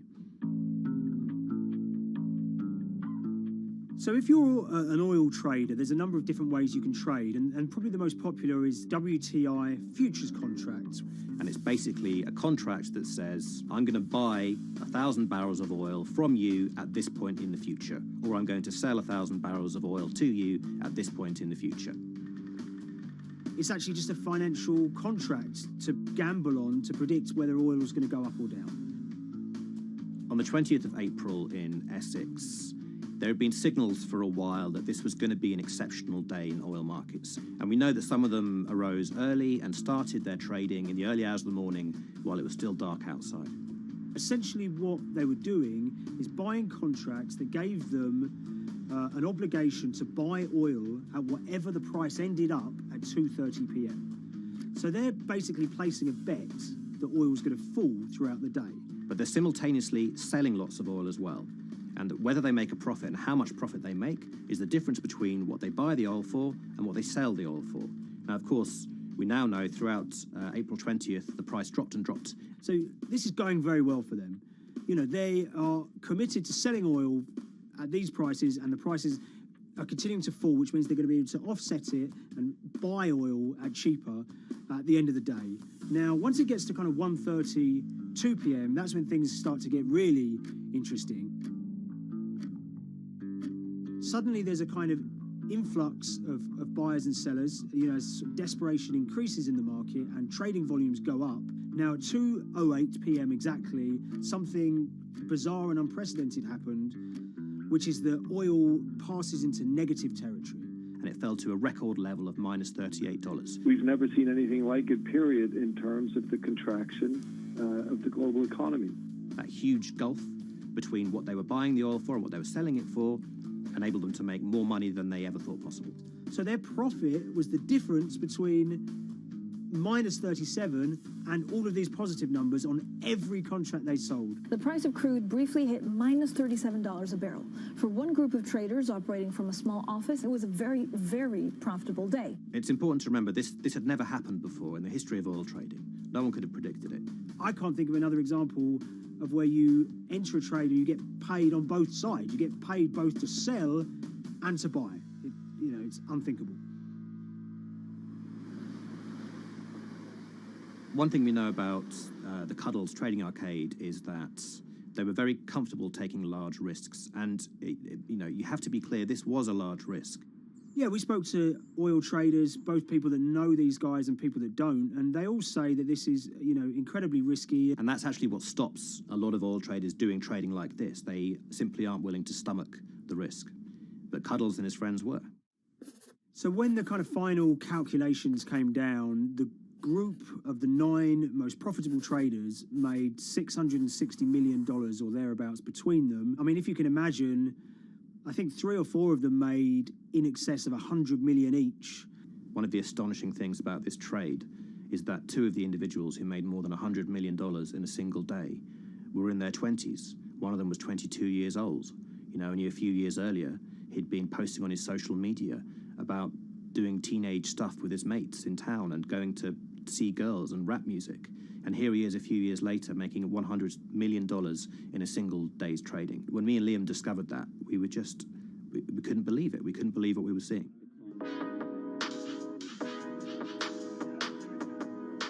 Oil trading is a zero-sum game. Anytime you're making money as an oil trader, someone else is losing it. Amongst the biggest losers were the investors in this Chinese fund, Crude Oil Treasure Fund.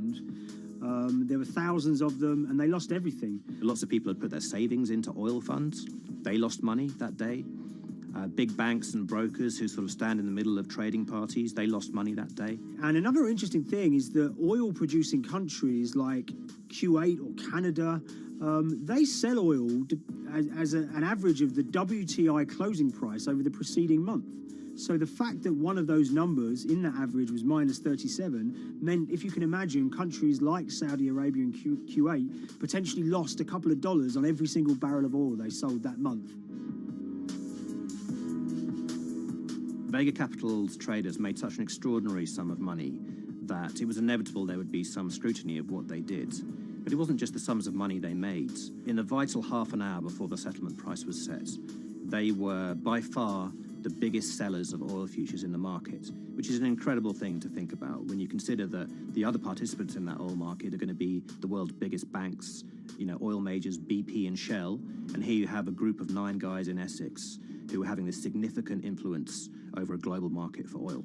I mean, I think you have to assume that if these guys had made $7 million or $10 million, they probably would be celebrating in Essex right now. But the fact that they made closer to $700 million has meant that they are facing understandable scrutiny. We wrote individually to all the Vega traders who did exceptionally well that day, and we got a letter in response from a law firm representing the group. The law firm was at pains to point out, number one, that they haven't been accused of any wrongdoing, that they all traded independently and separately, and they'd basically all made up their own minds that this was what was going to happen in oil markets based on publicly available knowledge, and decided to execute this trade. What I love about these stories is there's a real variance of opinion, and some people will look at what happened and think that must be dodgy. They all traded at the end of the day. They all made a huge amount of money while all these people lost. That's shocking. But lots of people say these guys are at acute disadvantage. They're in a market that's inhabited by, huge technology-driven funds and firms and oil giants that have got all the advantages in the world, and when you get a bunch of Essex geezers who essentially beat the market and find a way to make a huge amount of money, they should get a pat on the back, really, because that's the dream. Since this happened, a lot of the guys have stopped trading the monthly settlements that they've done so well at in the past. Several of them have set up new companies. They've essentially gone very quiet. Any kind of social media presence they had is kind of closed down. By all accounts, they're, waiting this out. It's certainly too early to try and predict how the regulatory investigations are going to pan out. We just don't know. There's a number of potential outcomes for these guys.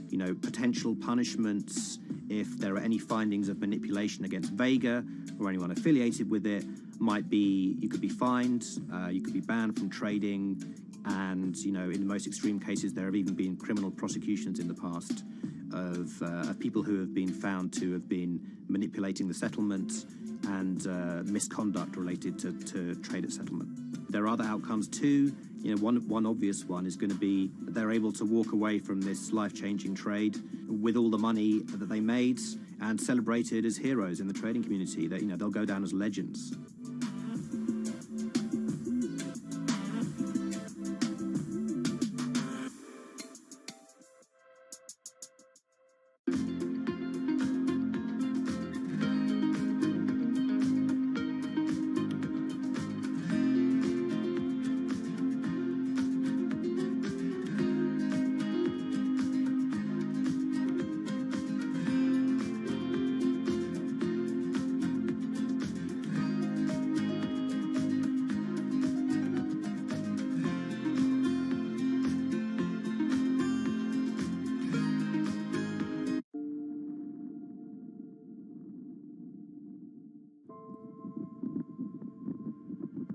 It's very important, given the nature of the climate crisis right now, for the general public to have an understanding of what progress is or is not actually happening. And I think many readers right now, they'll see these hundreds and hundreds of companies making these big, bold climate claims.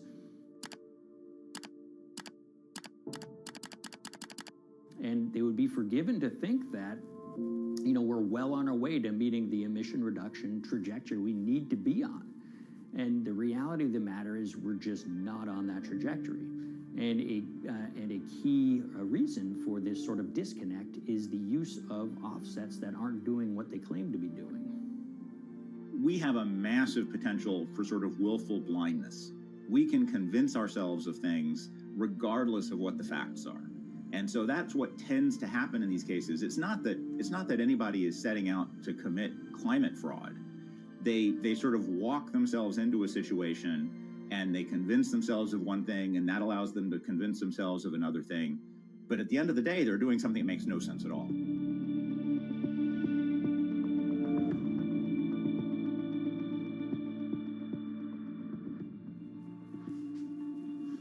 My name is Ben Elgin.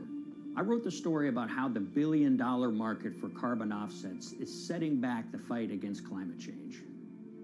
So one of the challenges in reporting on carbon offsets and trying to figure out what's going on is really finding good experts who have been steeped in this marketplace and are willing to candidly talk about it.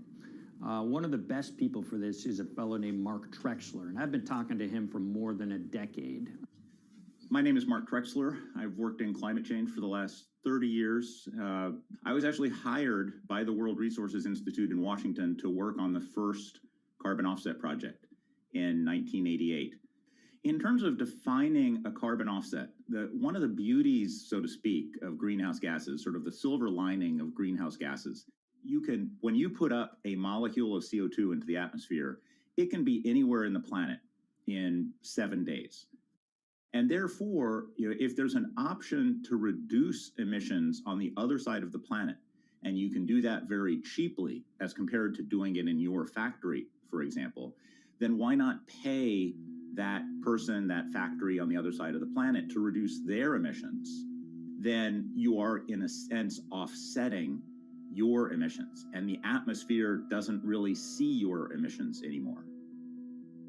So carbon offsets have been around for quite some time, and they were actually key with these international climate agreements, such as the Kyoto Protocol, which mandated the wealthiest countries reduce their greenhouse gas emissions. The treaty was signed on the 11th of December, 1997. Decided.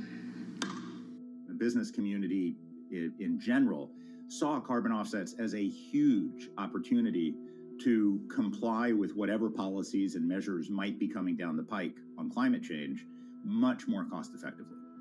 We've seen a huge surge in companies making big proclamations about how they're going carbon neutral or zeroing out all of their carbon emissions. We're going to reduce our carbon footprint to net zero. Unilever is committing to net zero emissions. We can achieve a net zero emissions world. We began looking at these corporate claims of dramatically reduced emissions, and we noticed so many of these companies were using carbon offsets to achieve these aims. And as we began to look at the carbon offset projects themselves, what we found is that the environmental benefits claimed by these companies are not actually what they seem to be.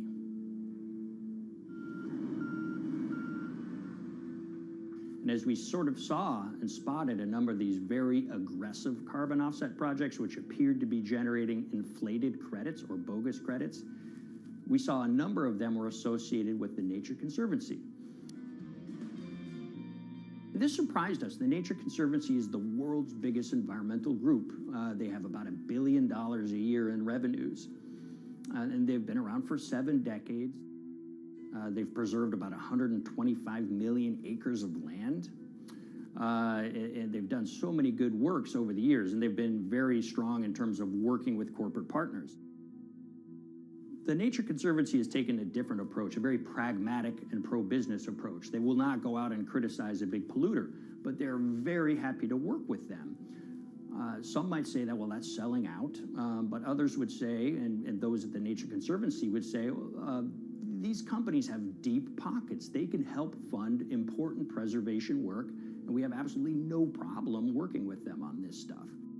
So companies are very warm, and they've partnered with the Nature Conservancy for many years. And yeah, it definitely lends a sheen of credibility to these projects. Here's 20 new reasons to visit Disney World this year. 1, 2, 3. If you look at, for instance, Disney, that's a sprawling company with theme parks and cruise lines that burn up diesel fuel. They have office buildings and television studios that consume electricity. So these companies are trying to make major reductions in their carbon footprints, but it's very difficult to change these fundamental ways their businesses operate. So Disney has been a big buyer of carbon offsets that are orchestrated by the Nature Conservancy. One of the projects that they buy from is called Pennsylvania Ridges. And that's a plot of land. Most of the land is actually about a 3-hour drive outside of Philadelphia. Interestingly, this land, 3,000 of these acres, was actually acquired by the Nature Conservancy in the late 1990s. This land was imminently threatened. There was a pending logging contract on this land. So they do what they've done so well for all of these years, which is they go out, they raise money from local philanthropists, and they go buy this land to protect it from developers and loggers. And at the time, according to an archived version of the Nature Conservancy's website, when they were proudly announcing this deal, they said, these threats have been abated because of this acquisition by the Nature Conservancy. So it's really interesting now, fast forward 2 decades to earlier this year when they put forward this carbon project. And if you look through it, this land is a key part of that carbon project. And what they're now saying is this land is now, once again, imminently threatened. 72% of the trees are going to be cut within 5 years. Now, this is just astounding because this land is owned by the Nature Conservancy. They do not clear-cut land that they've bought through philanthropic donations. So this scenario that they've put forward to get carbon revenues is not really plausible. And what that means is when you have Disney coming in and buying these credits, when it eventually lowers its carbon footprint because of these credits, well, that won't be a credible or truthful claim by Disney.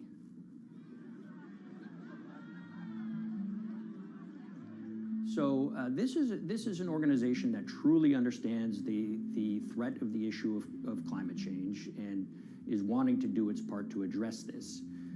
However, in this situation, it just appears their drive, which they've had for decades, to increase the amount of revenues that it can use for land preservation work, Nature Conservancy and many others see that the carbon credits as a pot of money that they can tap into to further their own benevolent aims. But unfortunately, what this has resulted in is claims of climate progress that just aren't really happening. So the Nature Conservancy defends vigorously these deals, and they and others will say, look, our projects are just following the rules that these registries set up. So some would also put some of the blame on the registries themselves because they're setting up the rules which allow these vapid projects to get up and sold. So we've reached out to all of the companies we mentioned in this story, including Disney. They didn't want to be interviewed for this story, but they all told us that, look, we have to rely on the experts out there, and those experts, they say, are these carbon registries that have been set up. Most of these Nature Conservancy deals are set up and sold on this exchange. It's called the American Carbon Registry. Now, it's the oldest of these registries that allow voluntary carbon credits to be sold. They've been around since 1996. What these offset registries do is they set up rules, and any carbon offset project has to follow those rules. But there's this tension that's always there. If the rules are too strict, then it's going to be very hard for carbon offset projects to get up and running. So there's this balance going on where the registries want rules that attract projects, but they don't want it to be so strict where it will disincentivize projects from getting listed. One of the challenges with designing carbon offset systems is that there are normally two people at the table. You have buyers and you have sellers. And to some extent, you have policymakers, but you know, the buyers and the sellers are really the ones with the expertise, with the incentive to really participate hard, make a lot of things happen.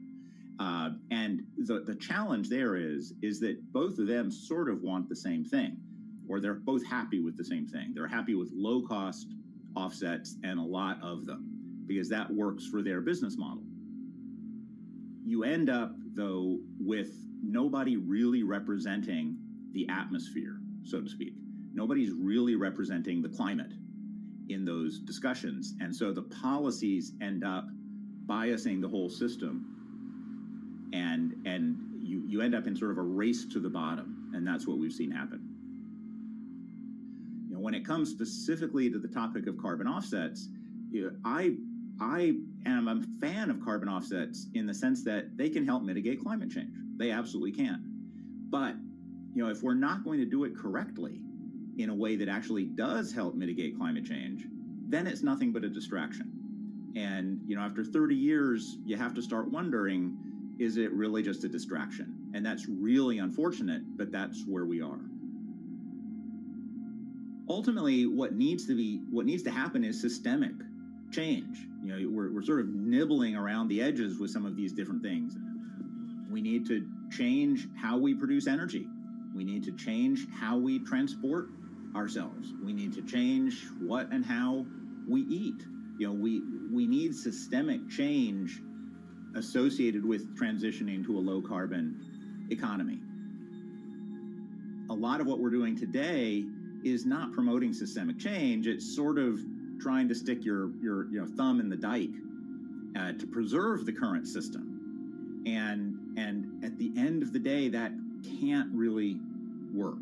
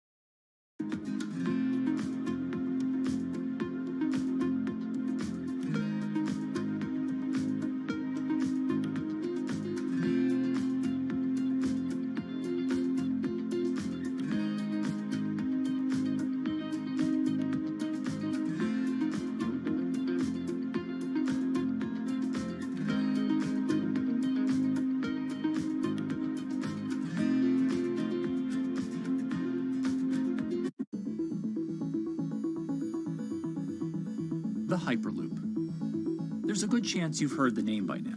This is the Hyperloop system. It can take people hundreds of miles in minutes. The Hyperloop, a series of tubes that would transport people in pods at ultra-high speeds over long distances. It's a remarkable new form of transportation that can whisk people from city to city in a flash. 29 minutes from New York to D.C., 30 minutes from L.A. to San Francisco. For years, we've been seeing these futuristic, utopian renderings of some cross between a spaceship and a monorail. But lately, the Hyperloop is becoming much more real. Yes. It was surreal to be even sitting inside a Hyperloop, and just even more incredible to actually be like riding down a track in something that was nothing more than a crazy idea 6 years before. Companies all around the world have been developing and testing the technology needed to propel passengers at speeds of over 1,000 kilometers per hour. But for many, speed is only the first step to unlocking the full transformational effects of a new mode of transportation. Fast is what we just sort of take for granted in the Hyperloop world. It's the network effects that really deliver the benefit. And that opens up a completely different scale of economic opportunity.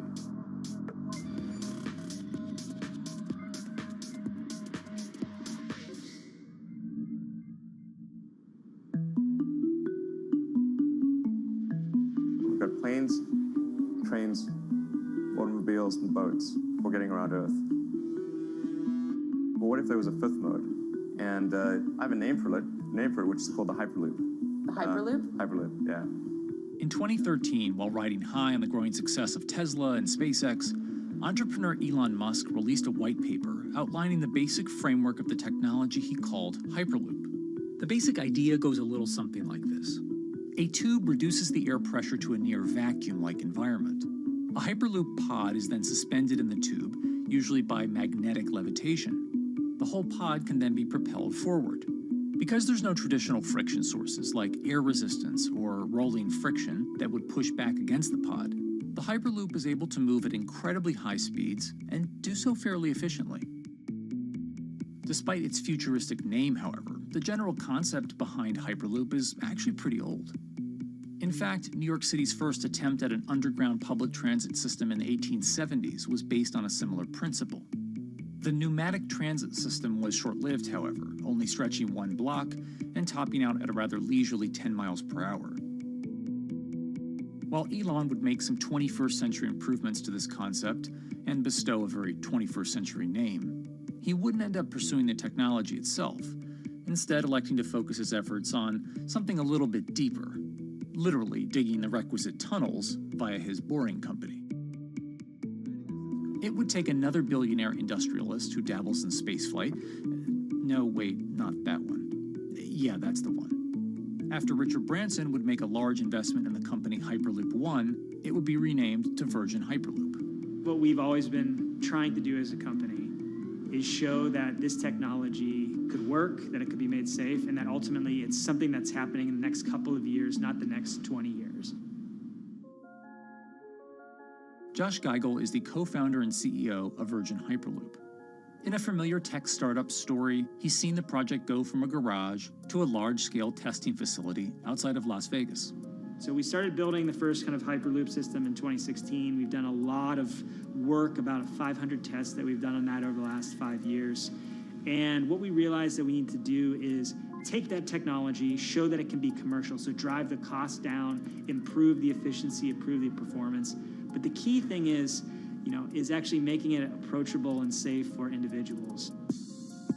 In order to do that, Josh, along with Virgin's head of passenger experience, Sarah Lucian, bravely volunteered to take the inaugural ride.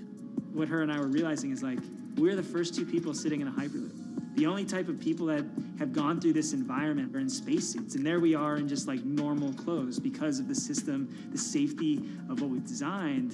3, 2, 1, launch. And then once we started going, you felt a bit of acceleration. We accelerated a little bit harder than we would in commercial. It'd be like a sports car. Yes. We got to about 108 miles an hour on that test. And it's a short run. It's about 500 yards or so, and came to a stop. The test, lasting only about 20 seconds and covering only a quarter of a mile at just over 100 miles per hour, is a long way away from a true functioning Hyperloop. But as for optics, it's a crucial step for the future of funding. The number one question we got from investors or from project proponents or just people in general was like, is a Hyperloop safe? And what better way to show something is safe than by actually getting people on it?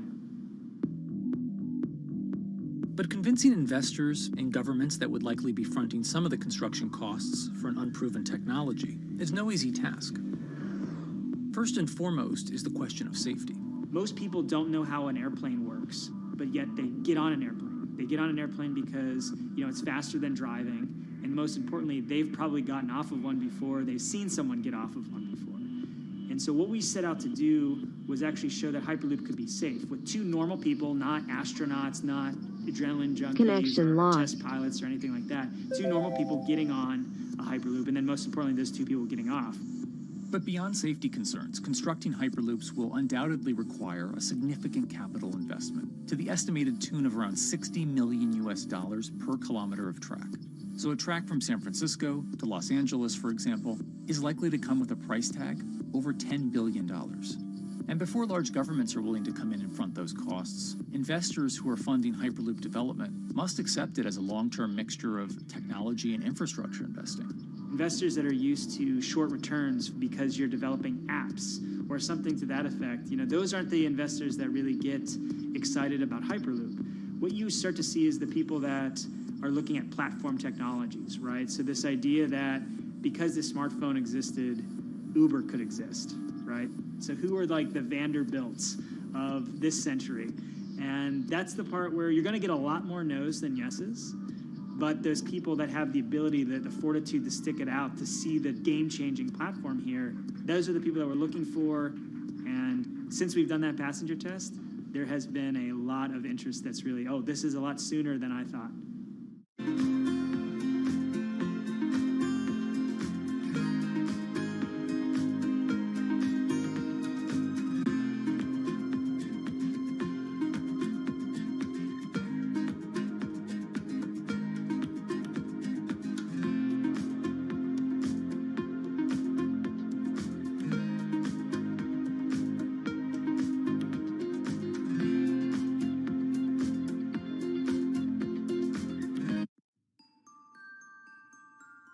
Envisioning the ripple effects of what Hyperloop could achieve, though, is fairly challenging at this stage of development.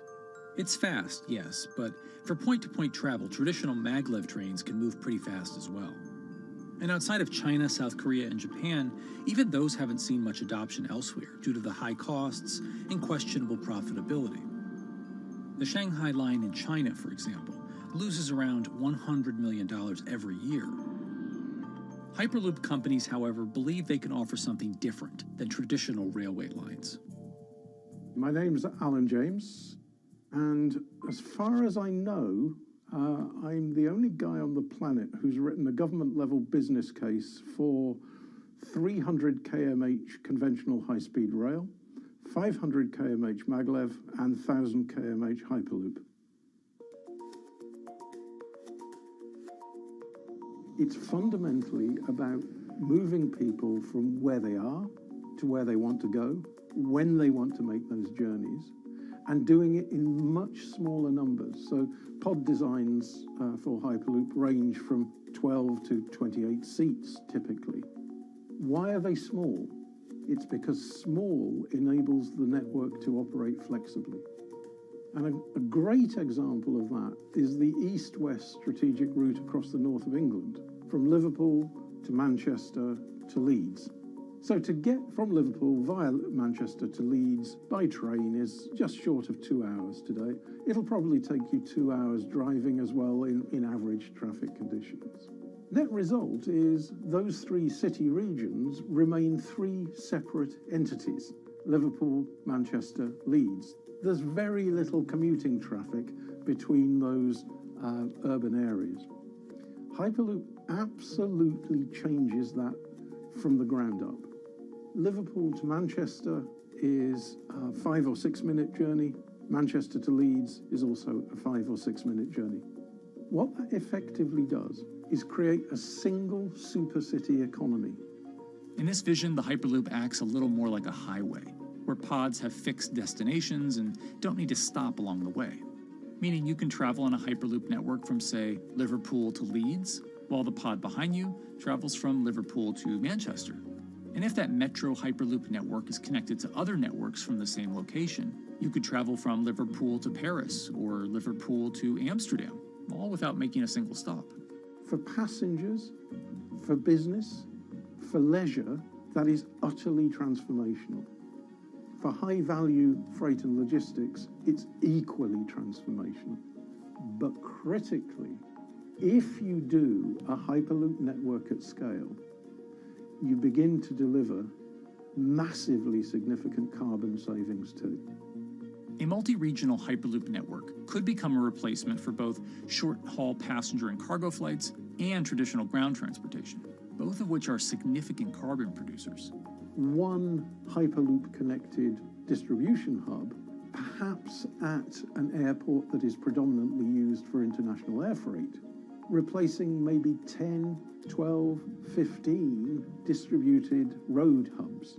It takes a lot of polluting and inefficient truck haulage off the roads. That itself means roads gain extra capacity. Hyperloops will still need to use electricity to both move pods and maintain the near-vacuum environment in the tube. Proponents of the technology believe that this can be done by using renewable sources, including a combination of solar panels and battery technology that could be used along the Hyperloop itself.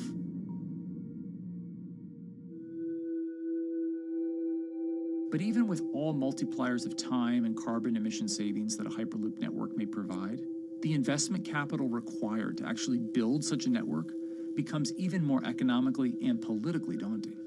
Committing doesn't mean spending billions on day one. Committing means, how do we phase it?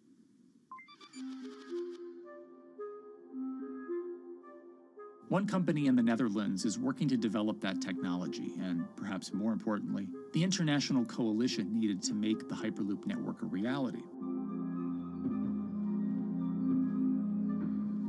So we are here in Europe's first full-scale Hyperloop test facility, where we can already prove every conceptual technology of the Hyperloop. This is Tim Houter, a co-founder and CEO of Hart Hyperloop, headquartered in the city of Delft. And while this testing tube might not seem as large as others, inside is a key technology to create the on- and off-ramp type infrastructure of a Hyperloop network. That is, a lane switch. That's something we can already test here. You can actually see it here, that the track is diverging from one track into two. That makes it possible to eventually split up the Hyperloop track in two sections. And in that sense, you can create a complete Hyperloop network that in the end will make it possible to travel, for example, over a whole continent. Take Europe, for example, with the same ease as you can now travel with a metro in a city. The nice thing about this magnetic levitation system that we've developed is that there's absolutely zero moving components in the track.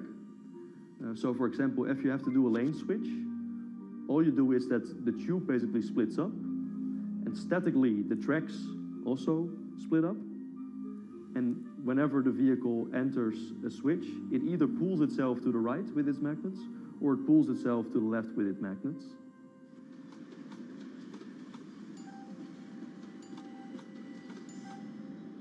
Lane switching on traditional rail requires the physical movement of the rail. Even modern magnetic levitation tracks use lane switching techniques in order to transfer trains from one track to another. And this is a very crucial element, because this is the thing that limits the capacity and, in the end, the usefulness of the rail network. Because the moment that a track is switching, that means that at that moment you are creating an unsafe environment for the trains behind it. So you need a lot of space between trains. In a Hyperloop, because you have no moving components in the track, all the vehicles can be much closer to each other. You can achieve a very high frequency and basically have your vehicles moving and merging in and out of the network very much like a highway. For now, though, Hart's physical testing has been limited by the size of their tube. Because the test track is only 30 meters long, they haven't tested this lane switch at speeds greater than 20 kilometers per hour. However, the company is working to build a new test site where it plans to increase that testing speed to 300 kilometers per hour. We're now in a phase where we have proven most of the most important technologies in the test facilities that we already have. And we have also demonstrated the viability and the feasibility of a network. If you look at all the subsystems that it consists of, most of those are proven systems, already demonstrated in lab conditions. So we don't really believe that the technology itself is going to be the biggest challenge. Because for all Hyperloop companies out there, actually building a Hyperloop system requires more than just a good product. We're talking about the safety aspects, we're talking about integration into the environment, we're talking about the social aspects. Do people feel comfortable traveling in such a system? So it's about all these different aspects, and the complexity is really getting all the different stakeholders that are relevant and that do need to contribute to bring this to market, to get them all following the same roadmap.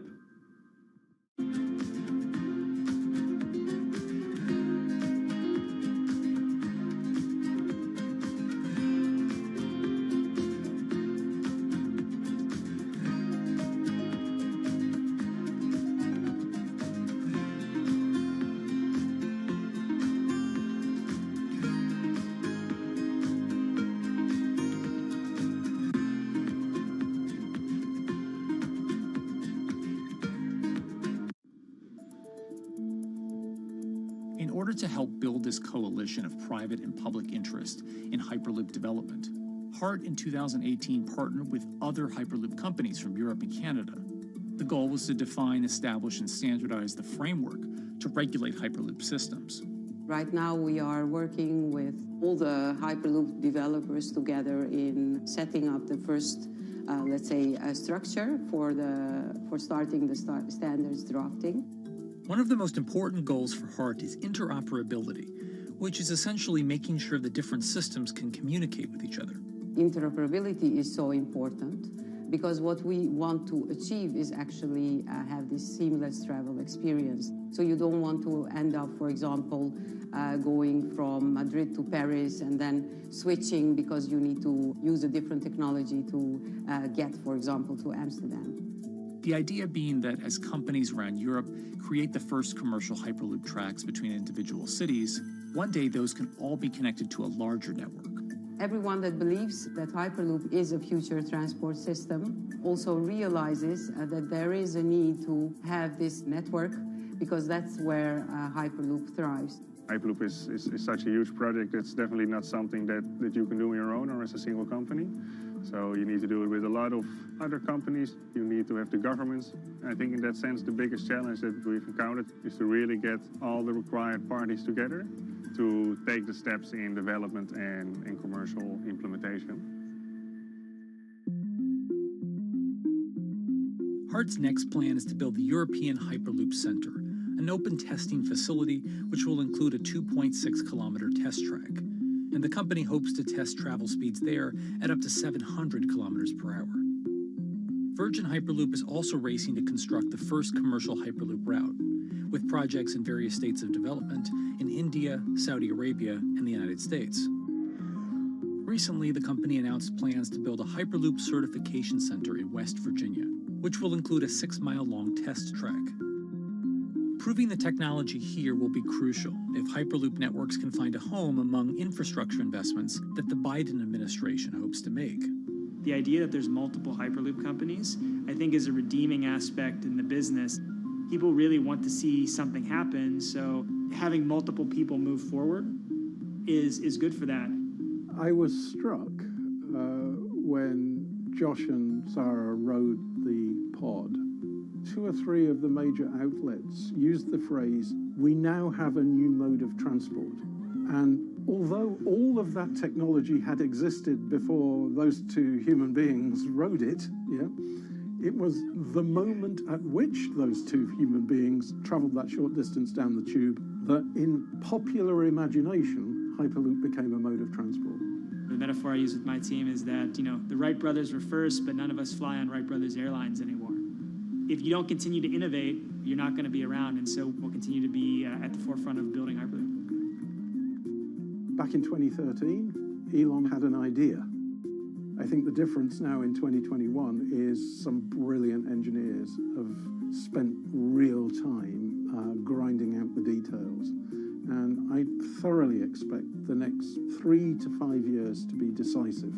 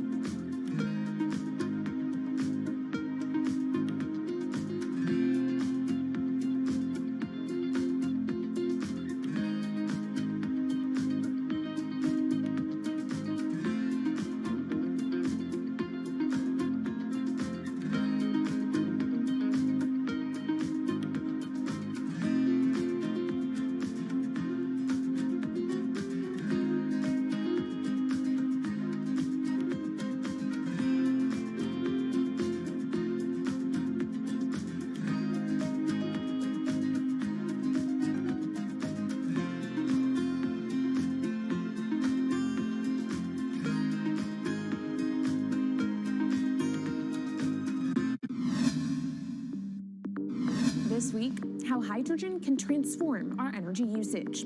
We'll look at why the universe's most abundant element could be a game changer in the climate revolution. Hydrogen technologies are not new. They are used in other sectors. We use them in space, on our rockets, and we don't need the laws of physics to change to be able to use hydrogen on our planes.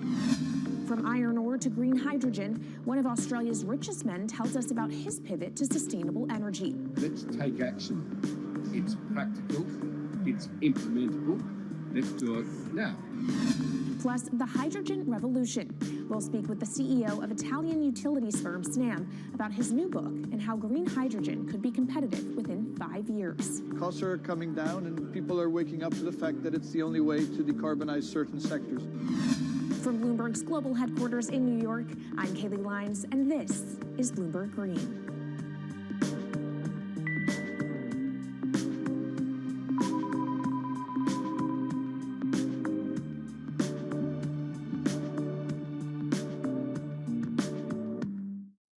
It's a new year, so here at Bloomberg Green, we're highlighting new solutions in the fight against climate change.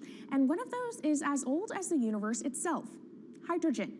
It's the simplest element around, but could well be a game changer when it comes to turning around our dependence on fossil fuels. Today, hydrogen is used in the chemicals industry to produce petroleum products. It's also starting to be used in steel production, an industry under a lot of pressure to decarbonize. But it has far more uses as well, from powering cars to heating our homes. And Bloomberg New Energy Finance sees a seismic shift in the sector in the next 10 years as green hydrogen squeezes out dirtier alternatives. So-called gray hydrogen dominates today. But as renewable electricity gets cheaper and more accessible, so will green hydrogen. In this week's edition of Bloomberg Green, we'll explore what this push into hydrogen means for tackling climate change. We'll hear from Australian billionaire Twiggy Forrest about his pivot from iron ore to hydrogen, and we'll also speak with the CEO of Italian utility company Snam about his book, The Hydrogen Revolution. But first, what are we using hydrogen for? And why does it actually matter? Christine Lee Edwards explains. Hydrogen, the most plentiful element in the universe. On Earth, we find it mostly bonded to oxygen in the form of water, or in other gases known as hydrocarbons. Hydrogen gas, H2, burns hot and clean, making it an attractive tool in the race to net zero. But isolating hydrogen from other elements is no easy task. Today, the cheapest way to do this is via chemical processes that break up natural gas. This releases a lot of carbon dioxide.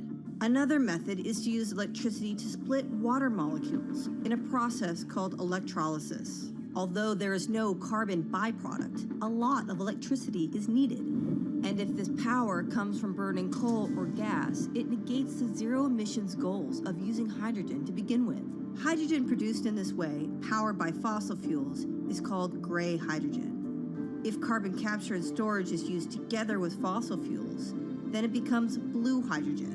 If nuclear power is used, it's called pink. And finally, green hydrogen is when it's produced via electrolysis and powered from renewable sources. This method is considered emissions-free.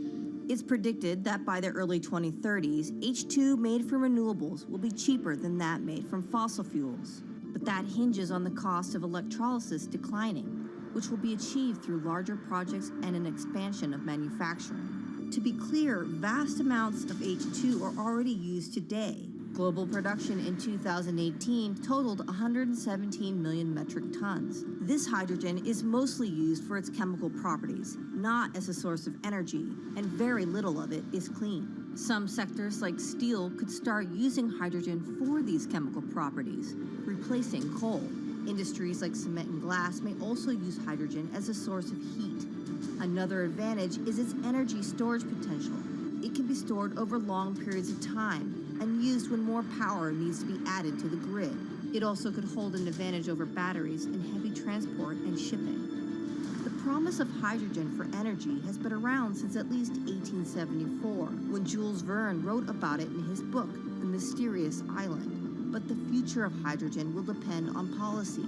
Countries with net zero targets, carbon pricing, and hydrogen strategies with investment mechanisms are likely to see the highest H2 demand.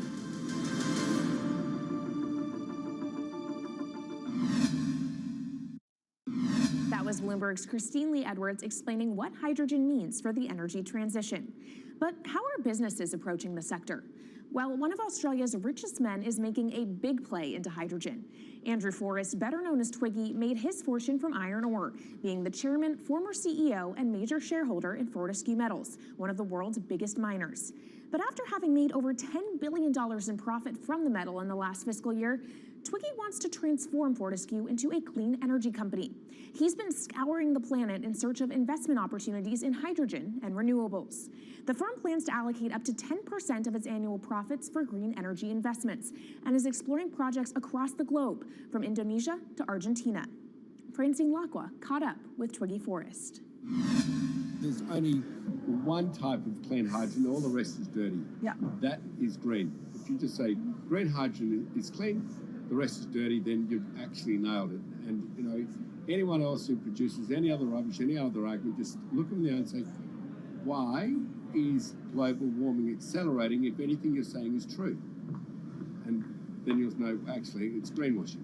Yeah, but there's a lot of greenwashing because I keep on being told it's a transition. We can't just, make the transition at a click of a finger. So what are we doing wrong? What can we do better? I don't remember the personal computer having to transition the typewriter. I really don't remember that.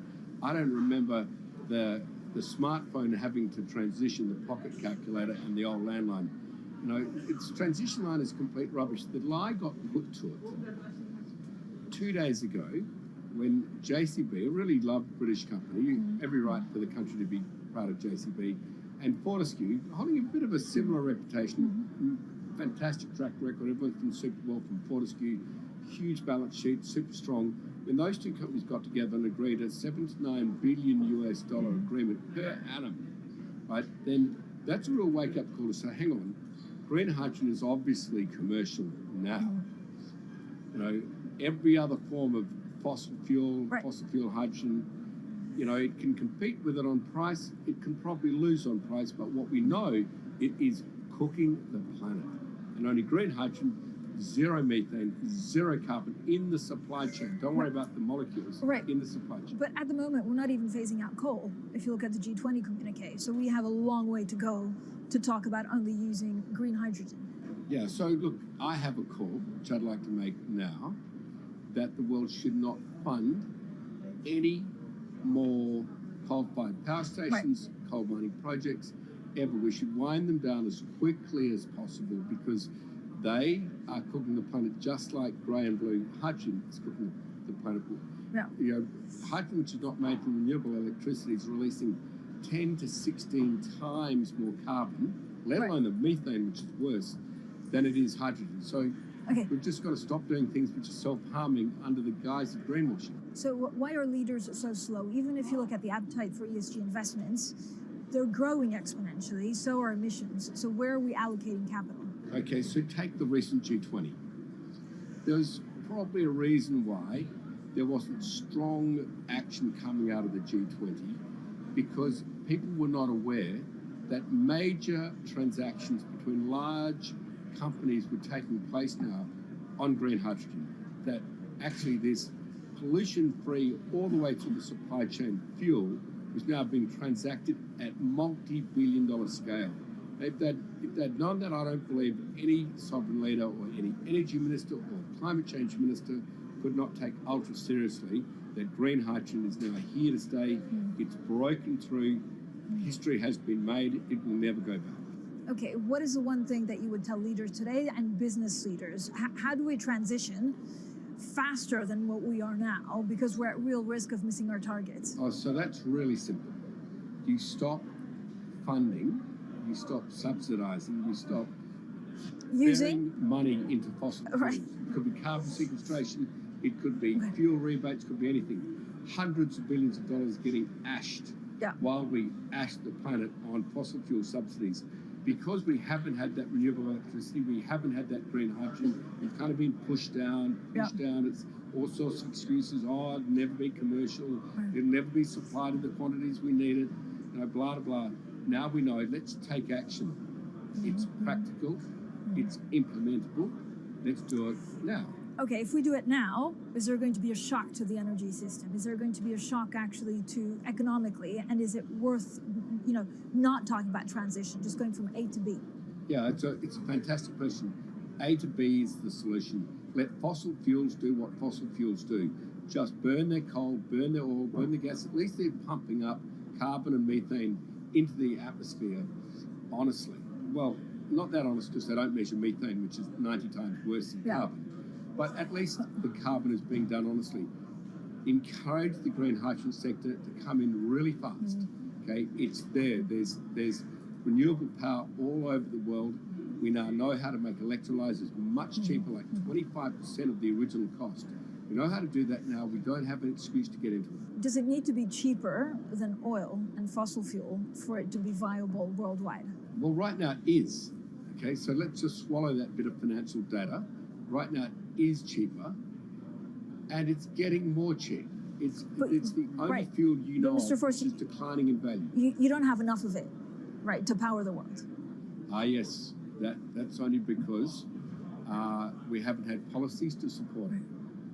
If we had policies to support it 5-10 years ago, it would be everywhere. You'd see the global warming budget start to come down. Now, we've got 5 or 10 years to make a huge difference. I need policy leaders all over the world to appreciate now, okay, big business is transacting with green hydrogen in multi-billion-dollar agreements. We now know it's here and it's here to stay. Let's spread it everywhere. Coming up on the program, the hydrogen revolution. We'll speak with the CEO of Italian utility firm Snam about his new book and why he thinks green hydrogen will be competitive in just 5 years. Plus, how are airlines working to become more sustainable? We'll look at how Airbus plans to step up in the climate fight. This is Bloomberg Green.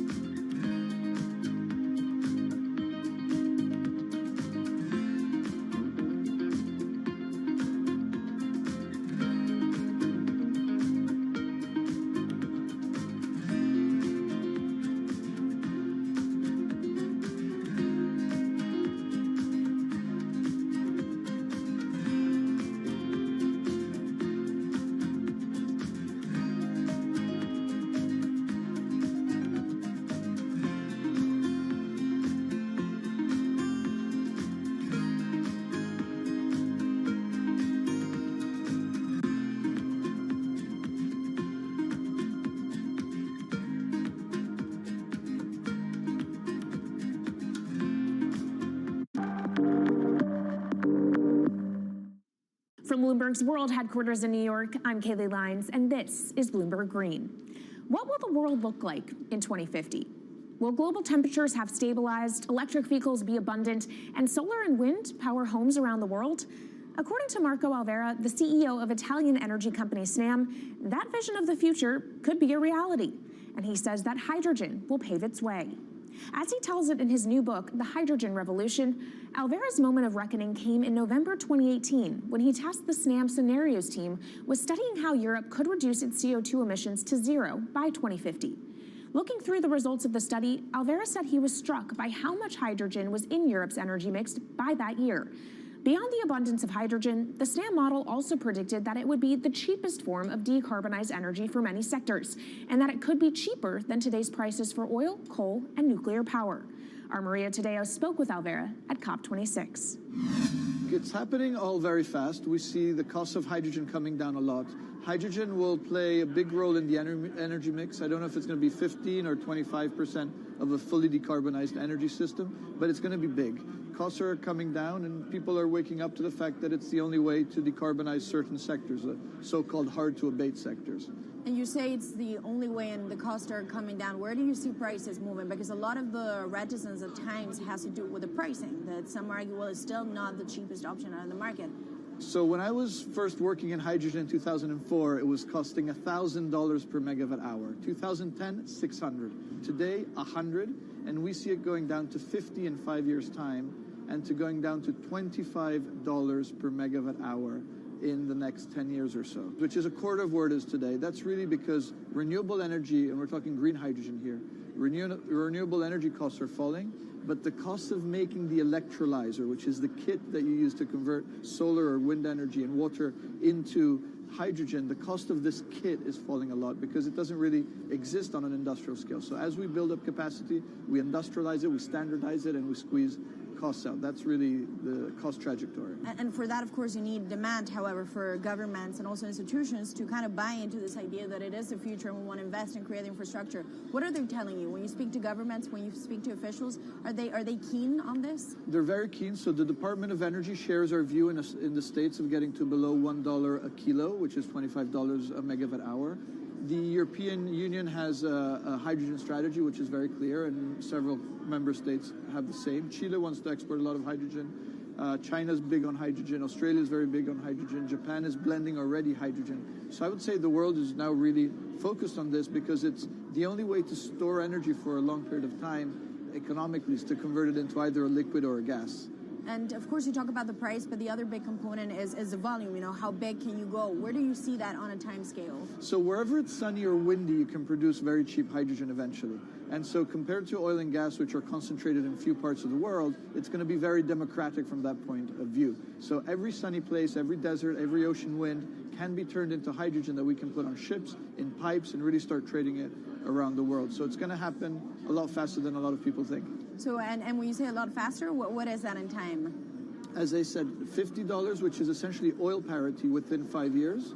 And then, depending on how quickly we ramp it up after that, we could get to $25, which is coal parity before the end of the decade. And in big scale. In big scale, because once you get to coal parity, that's the only way we're going to get China and India to stop burning new coal.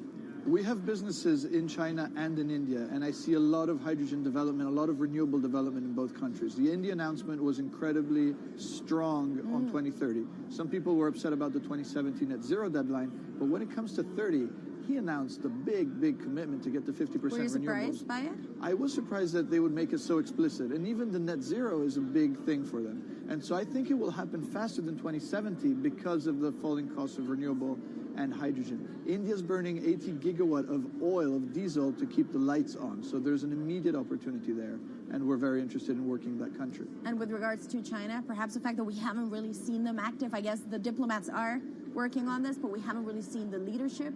It's going to be technology, it's going to be industry. I think China has committed to a net zero, which is very important. At the G20, China was clearly behind the 1.5 degrees. So I think a lot has been achieved between the G20 and COP, and I think what's really important is to see in the coming years how quick. It's in our hands to make part of this happen in 5 years, or it could otherwise happen in 15, 20 years. It's about building the project. The capital is there. We saw how many trillions of dollars are already committed. What's missing is really the projects, and that's where companies like us step in. Marco Alvera, CEO of SNAM there, speaking with our Maria Tadeo. Let's turn now to the aviation industry. It's a big contributor to global greenhouse gas emissions, and it's under pressure to change that.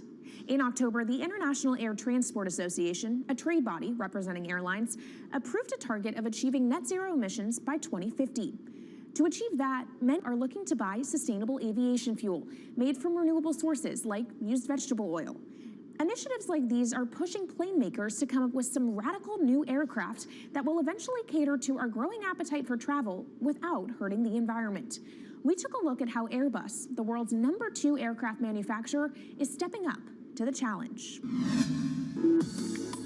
How long until we can fly emission-free? Airbus says it's more confident by the day it can be done by its 2035 target. Airbus's CEO spoke about its ambitions for hydrogen-powered planes at the company's summit in France. The physics works.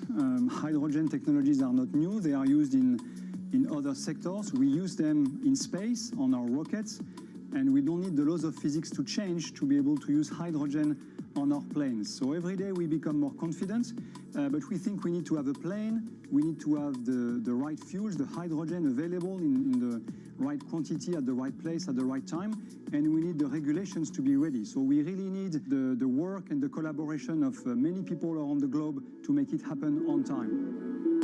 But it could be a long wait until green passenger jets go mainstream. Larger aircraft with more than 150 seats are not expected to feature globally until about 2050. That means manufacturers and airlines today are under growing pressure to ramp up short-term innovations to cut their carbon. In the long term, meeting the ambitious plans for so-called green hydrogen means building a giant industry almost from scratch. To make that happen, British airline EasyJet is among those saying governments need to get involved and fast. Aviation's emissions over the last 3 decades leading up to the pandemic grew by about 80% to over 1 gigaton, and that's projected to double by 2050. According to Bloomberg NEF, about half of the airlines with the largest global market share have set net zero targets by that same date, nearly 3 decades away. Coming up, from blue sky projects to the bottom line. We'll speak with our Bloomberg NEF expert Meredith Annex and dig into their models about how hydrogen fits into the future energy mix. This is Bloomberg Green.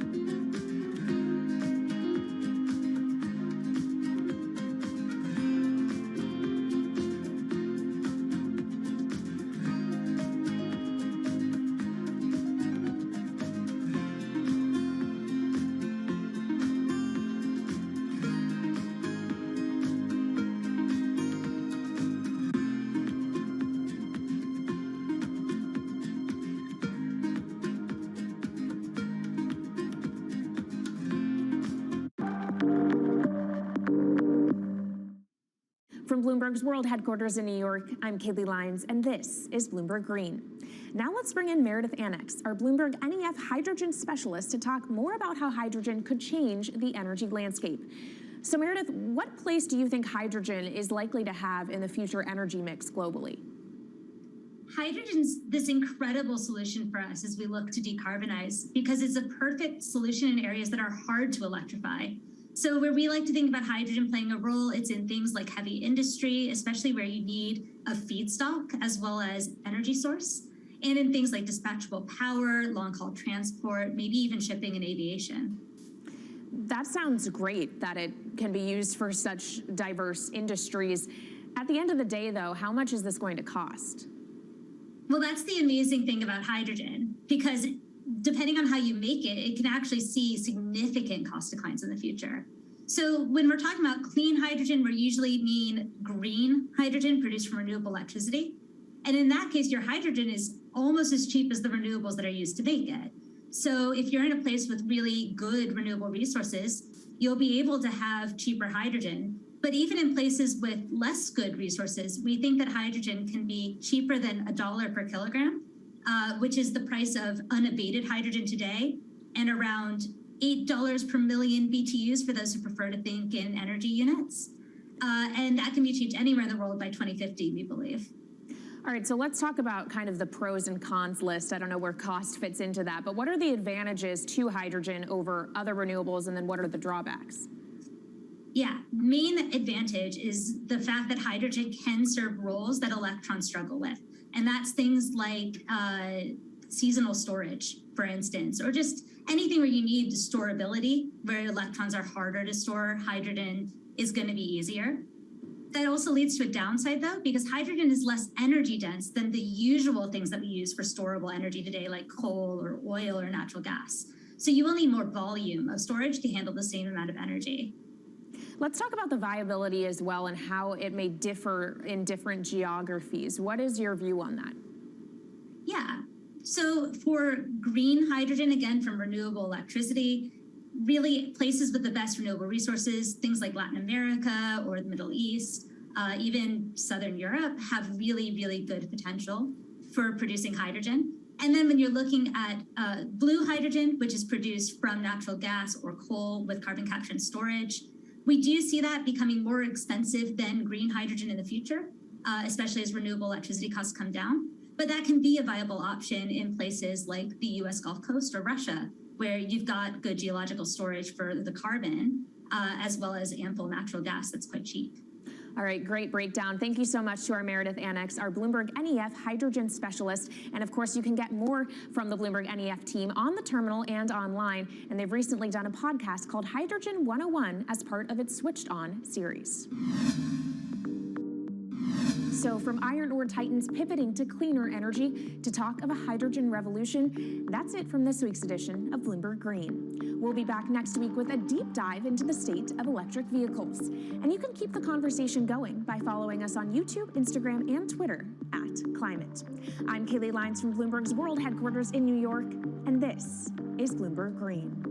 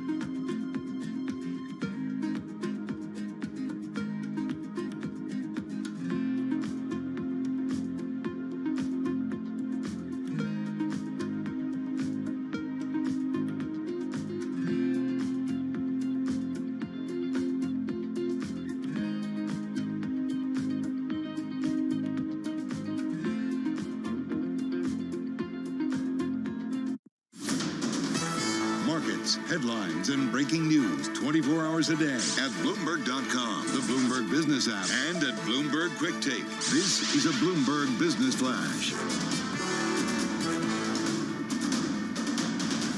From Bloomberg World Headquarters, I'm Charlie Pellet. Red on the screen on this Friday. We've got the Dow, the S&P, NASDAQ all down by 1.1% or more. Stocks are falling. In fact, they are on track for the worst week since the sell-off in mid-June. FedEx is warning, adding to growing concern over outsized Federal Reserve interest rate hikes, crimping economic growth. Let us begin with FedEx. Shares plunging now, down by 21.84%. UPS down now by 5%. Bottom line, stocks lower across the board with the S&P below 3,900, 38.42 right now on the S&P 500 index, down 58 points, a drop there of 1.5%. The Dow now down by 355 points. That is a drop of 1.1%. NASDAQ down 207, a decline there of 1.8%. The 2-year inverted yield curve, 3.86%. We've got the 10-year, 3.44%. Spot gold up $6 the ounce to $16.71, up 0.4%. West Texas Intermediate crude higher now by 0.2%. So what about the economic outlook, given what we have heard from FedEx? Lindsay Pieggs is chief economist at Stifel Nicholas, and she was interviewed this morning on Bloomberg Television and Radio. Well, we are a globally integrated economy. And so if we do see overseas demand, overseas production stalled, that's going to have not just an implication for economic activity here, but a significantly negative implication for economic activity here. We've already seen how supply chain disruptions can deteriorate production here at home. You compound that with a loss of overseas demand, and that will just snowball, have a snowball effect for U.S. businesses. And GE shares lower after the manufacturer's finance chief warns supply chain challenges are weighing on the company's third quarter performance. S&P down 1.4%. I'm Charlie Pellet, and that is a Bloomberg Business Flash. This is Bloomberg Business Week. Insight from the reporters and editors who bring you America's most trusted business magazine. Plus, global business, finance, and tech news as it happens. Bloomberg Business Week with Carol Messer and Bloomberg Quick Takes Tim Stenovic on Bloomberg Radio. And a very good afternoon, everybody. We made it. It is Friday, TGIF, live from the Bloomberg Interactive Brokers Studio. We are streaming on YouTube. It is Friday, September 16, 2022. And Tim, we've got investors increasingly worried more that another round of Fed rate increases are going to ultimately crimp U.S. economic growth. Yeah, that has led to more losses today for stocks. We're going to talk the trade in just a moment. Also today, Carol, FedEx plunging. Yeah, after not delivering on its earnings forecast thanks to weakening business conditions. Is it just a FedEx kind of thing? It's not me. It's you. No, it's not you. It's me. I mean, it's feeling like it's everyone. Although today. Yeah, I mean, but FedEx is down some 20% here in the trade. We're staying 40 years. Unbelievable. Yeah. We're going to talk about that. We're going to talk about the inverted U.S. yield curve, and then we're going to talk about the world's $1 trillion La Nina problem. Also, tech stock volatility and what to buy or what to sell. Yeah, exactly. And we're going to go inside China's quest to launch a new era of social control. You will not want to miss this. First up, though, let's talk about the markets and the Market Drivers Report. Let's set your business week agenda on. We're all tired, folks. We had a cocktail party yesterday, and we're exhausted. There were a couple of parties. Yeah, we took celebrations or honorings. Yeah, they were nice. I had a good night's sleep. Nothing like a little bit of wine. A couple beers to put me to sleep. I slept pretty well. You never drink alcohol. I know. I had 2 real beers. 2 real beers. 1.5. Meaning, folks, there was alcohol. You said that we're almost we've made it, and I think we're not quite there, especially if you look at today's trade. September, October, they're going to be interesting months, especially as we get through that Fed meeting and we get into earnings. So we've got a great duo to talk about all of this. Kriti Gupta, markets correspondent in our Interactive Broker studio. Vince Signorella, global macro strategist at Bloomberg News, on the phone from White Plains, New York. Kriti, let's kick it off with you, bouncing around again today. We're just off our worst levels of the session for the most part. I should also say, you guys are talking about parties. No one came to mine. Did I not get the invite? Where was your party? Clearly didn't get the Last invite. night? Yeah. Oh, yeah. Partying, me and my puppy. It was awesome. Did not yeah, get we had the so much fun. It was a Next rager. time. It was a real rager. Puppy parties are the best. It was the best. I had the best company, not going to lie. This market does not have the best company, I will say. FedEx earnings are weighing on the sentiment, but I have to say also... It could be much worse. It's a lot. Yeah, it could be much worse. And that seems to be a controversial statement, when the S&P 500 is down 1.4%. But there is two ways to look at this. The idea here that, okay, the market perhaps wasn't pricing in a recession this close that FedEx earnings and these macro headwinds seem to indicate. Remember, FedEx, UPS, they're seen as these global bellwethers, so it's only natural to see that. The flip side of the argument here is that it really is more about timing, because let's say even in a great bull market where the economy is growing, an earnings number like this would still spook the market. So, so there isn't necessarily a pricing I feel like question. It's the commentary, too, about concerns about the global macroeconomic environment. It is. And remember, put this into some context here. FedEx, UPS, the railroads that we were talking about yesterday, Norfolk Southern, CSX, shipping companies, they have been thriving because of these supply chain issues. They're able to charge more. They're able to hire more as well. FedEx has an interesting kind of labor story as well that we can talk about later. But when it comes to even some of these logistics companies that have actually been doing very well because of the macro issues, when they say we're in trouble, you're in trouble because you're the last one standing. Maybe we're just doing more things than buying things. Let's see what Vince Signorella has to say. Yeah, Vince Signorella, come on in here, because you're writing a story that's getting a lot of attention today. It's about the Fed fighting a losing treasuries battle. What are you seeing and what are you looking at? Well, if you look at what the Fed's done just over the last 5 years and all the rate moves, especially that another Fed policy mistake where they raised rates in end of 2015, only to lower them aggressively in 2019. None of those moves in the Fed funds rate affected CPI at all. So what they were chasing after, I still don't know. They were late to the party with this one. The CPI started going up in 2021. The Fed didn't start till 2022. And once again, I don't think anything they do is going to affect anything. This is all of this inflation. Think about it. We've had Fed loose monetary policy since 2008, and we've had no inflation.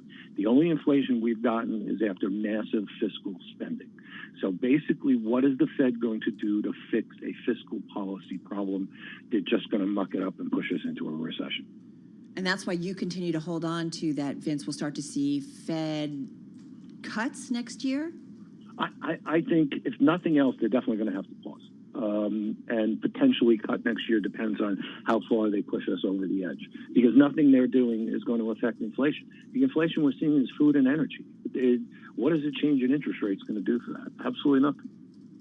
All right, Kriti Gupta, come on back in here and talk a little bit about what we're looking for next week from the Fed. Speaking of what Vince is talking about, I mean, 75 basis points is likely what we're going to get. But what else are you keeping your eye on? Well, of course, I mean, it's hard to beat the Federal Reserve. It really is. I mean, I think one of the big questions is going to be not necessarily this meeting, which I think 75 basis points is the consensus here. Although Nomura is still holding on to their 100 basis point call, which I think is still very interesting. I don't think it's this FOMC meeting that matters more. I think it's the next one that comes, because is this the last jumbo rate hike that we see is going to be the question. And slowly, I think consensus is moving forward to the idea that we're actually going to see even higher ones in November and December, which was supposed to be the smaller cuts, the 50s, the 25s, and now it looks like bets on those are increasing as well. I mean, Vince, do you think that we're going to get a Jay Powell that maybe starts to talk down an aggressive Fed for the rest of the year, or do you think he's going to wait a little bit? So, I mean, we still have a strong labor market. Mm-hmm. Well, the labor market, have to remember, is a lagging indicator, and I think Kriti's right when she says this meeting is less relevant, unless he should walk back what he did at Jackson Hole. That's the only surprise that could come from this, and I don't expect that at all. I mean, the Fed's going full speed and not looking at the data that's coming in. Even this morning, Michigan sentiment, it didn't reach estimates, but it improved. Inflation expectations are dropping. Home builders moved on that news, on expectations that rates ultimately. Then they fell again. All of this week is on one single CPI number. Think about that. The only reason why we are lower this week is because of Tuesday's CPI number falling, but not nearly falling as much as we would like it to. Or actually, it rose slightly, excuse me. But and so because of that one number, and how many times have we heard the Fed say we dismiss individual numbers, we look at a trend. So the trend is still lower for inflation. There was one hiccup in August, but overall it's still lower. And I think, as Critty mentioned, as we get into October, November, and December, that's where we're going to see what the real Fed, feet to the fire, if you will. All right, Mr. Signorella, have a great weekend. Vince Signorella, global macro strategist. Catch him on the Macro Squawk desk. Just type SQUA Go. Critty Gupta, have a great weekend as Let's well. get to world and national news. Nancy Lyons is in Washington, D.C. Hey, Nance. Thanks, Tim. Ukraine's President Volodymyr Zelensky wants the world to know the atrocities carried out by Russian occupiers. He says a mass grave was found in a city that's been recaptured by Ukrainian troops. Liz Throssell is with the UN's Human Rights Office. We're aware of reports to which more than 400 bodies were found in a collective grave in Izium. Our colleagues in Ukraine, in the Human Rights Monitoring Mission in Ukraine, are following up on these allegations. And they are aiming at organising a monitoring visit to Izium to determine the circumstances of the death of these individuals. Liz Throssell says they'll be looking specifically at the method of death. The U.S. is limiting exports of fentanyl and other chemicals to Russia and Belarus. The Commerce Department, in announcing the sanctions, cites the potential for them to aid in military aggression for both countries. Specifically, the department warns that the items could be used for Russia's biological and chemical weapons program. Well, the Biden administration is moving to fight cybercrime on the state and local level. We get details on that from Bloomberg's Amy Morris. Administration officials are calling on state and local governments to apply for new cybersecurity grants worth $1 billion over 4 years. Secretary of Homeland Security Alejandro Mayorkas says cyber attacks have emerged as one of the most significant threats, targeting everything from gas pipelines to hospitals. Federal officials say every state is eligible for $2 million to develop their own statewide cybersecurity plan. They have 60 days to apply for this first installment. In Washington, I'm Amy Morris, Bloomberg Radio. Global news 24 hours a day, on air and on Bloomberg Quick Take. All right, Nance, thank you so much. Carol Massar along with Tim Stenovic here on Bloomberg Business Week, live on YouTube, also, of course, on radio. Hey, one thing we like to track around here, so many different things at Bloomberg, including the wealthiest folks that are out there. Rich Go on the Bloomberg terminal. It is a pretty cool function put together by Bloomberg's wealth team. It's got a lot of details about... My name definitely not on that. No, nor is mine. I think my name might be in the top right corner because it's my terminal that I'm using. That's the only place that it's happening. But who is Rich? Yeah, we got Adani, the Indian tycoon, has climbed the wealth rankings at breakneck speed this year. He's now surpassed Jeff Bezos to become the world's second richest person. Exactly. Adani, who started the year as number 14 on the Bloomberg Billionaires Index, now has a $146.9 billion fortune that trails only Elon Musk's $260 billion fortune. Shares of his flagship Adani Enterprises surged to a record this week. Some of his group companies have climbed more than 1,000% since 2020, so that is quite a run. Bezos, for his part, his net worth dropped to $145.8 billion. That was as of 10:38 this morning in New York. A renewed tech sell-off, again, hammering the fortunes of the richest Americans. Adani first overtook India's Mukesh Ambani as the richest Asian person in February. He became a centibillionaire in April, surpassing Bill Gates and Francis Bernard Arnault. In the past 2 months, it's the first time somebody from Asia has featured this highly in the top echelons of the wealth index, which has been dominated by U.S. tech entrepreneurs. Quite a climb. He's 60 years old, so if you're not familiar with him, he did drop out of college to try his luck in Mumbai's diamond industry. That was in the early 1980s before turning to coal and ports. His conglomerate has since expanded into everything from airports to data centers, cement, media, and green energy. Talk about going everywhere. He's been focusing on areas that Prime Minister Modi deems crucial to meeting India's long-term economic goals. So it sounds like focusing on that, and that has certainly played into well in terms of his investments. Yeah, go ahead. No, go, what? I was going to say when your name is going to be on Rich Go. I was just asking what your plans are. Maybe for if that. I write a story about the wealthiest, then it will be there. All right, you are listening and watching Bloomberg Radio.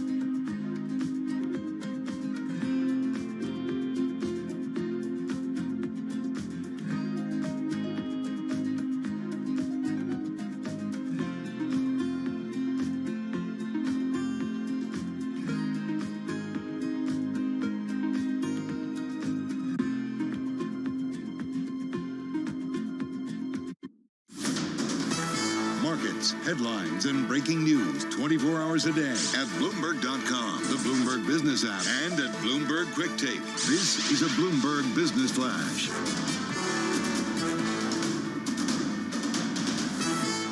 Bloomberg World Headquarters, I'm Charlie Pellet. Another day of losses for the U.S. stock market. So far this week, the S&P 500 index is down by 5.4%. On track now for the worst week since the sell-off in mid-June.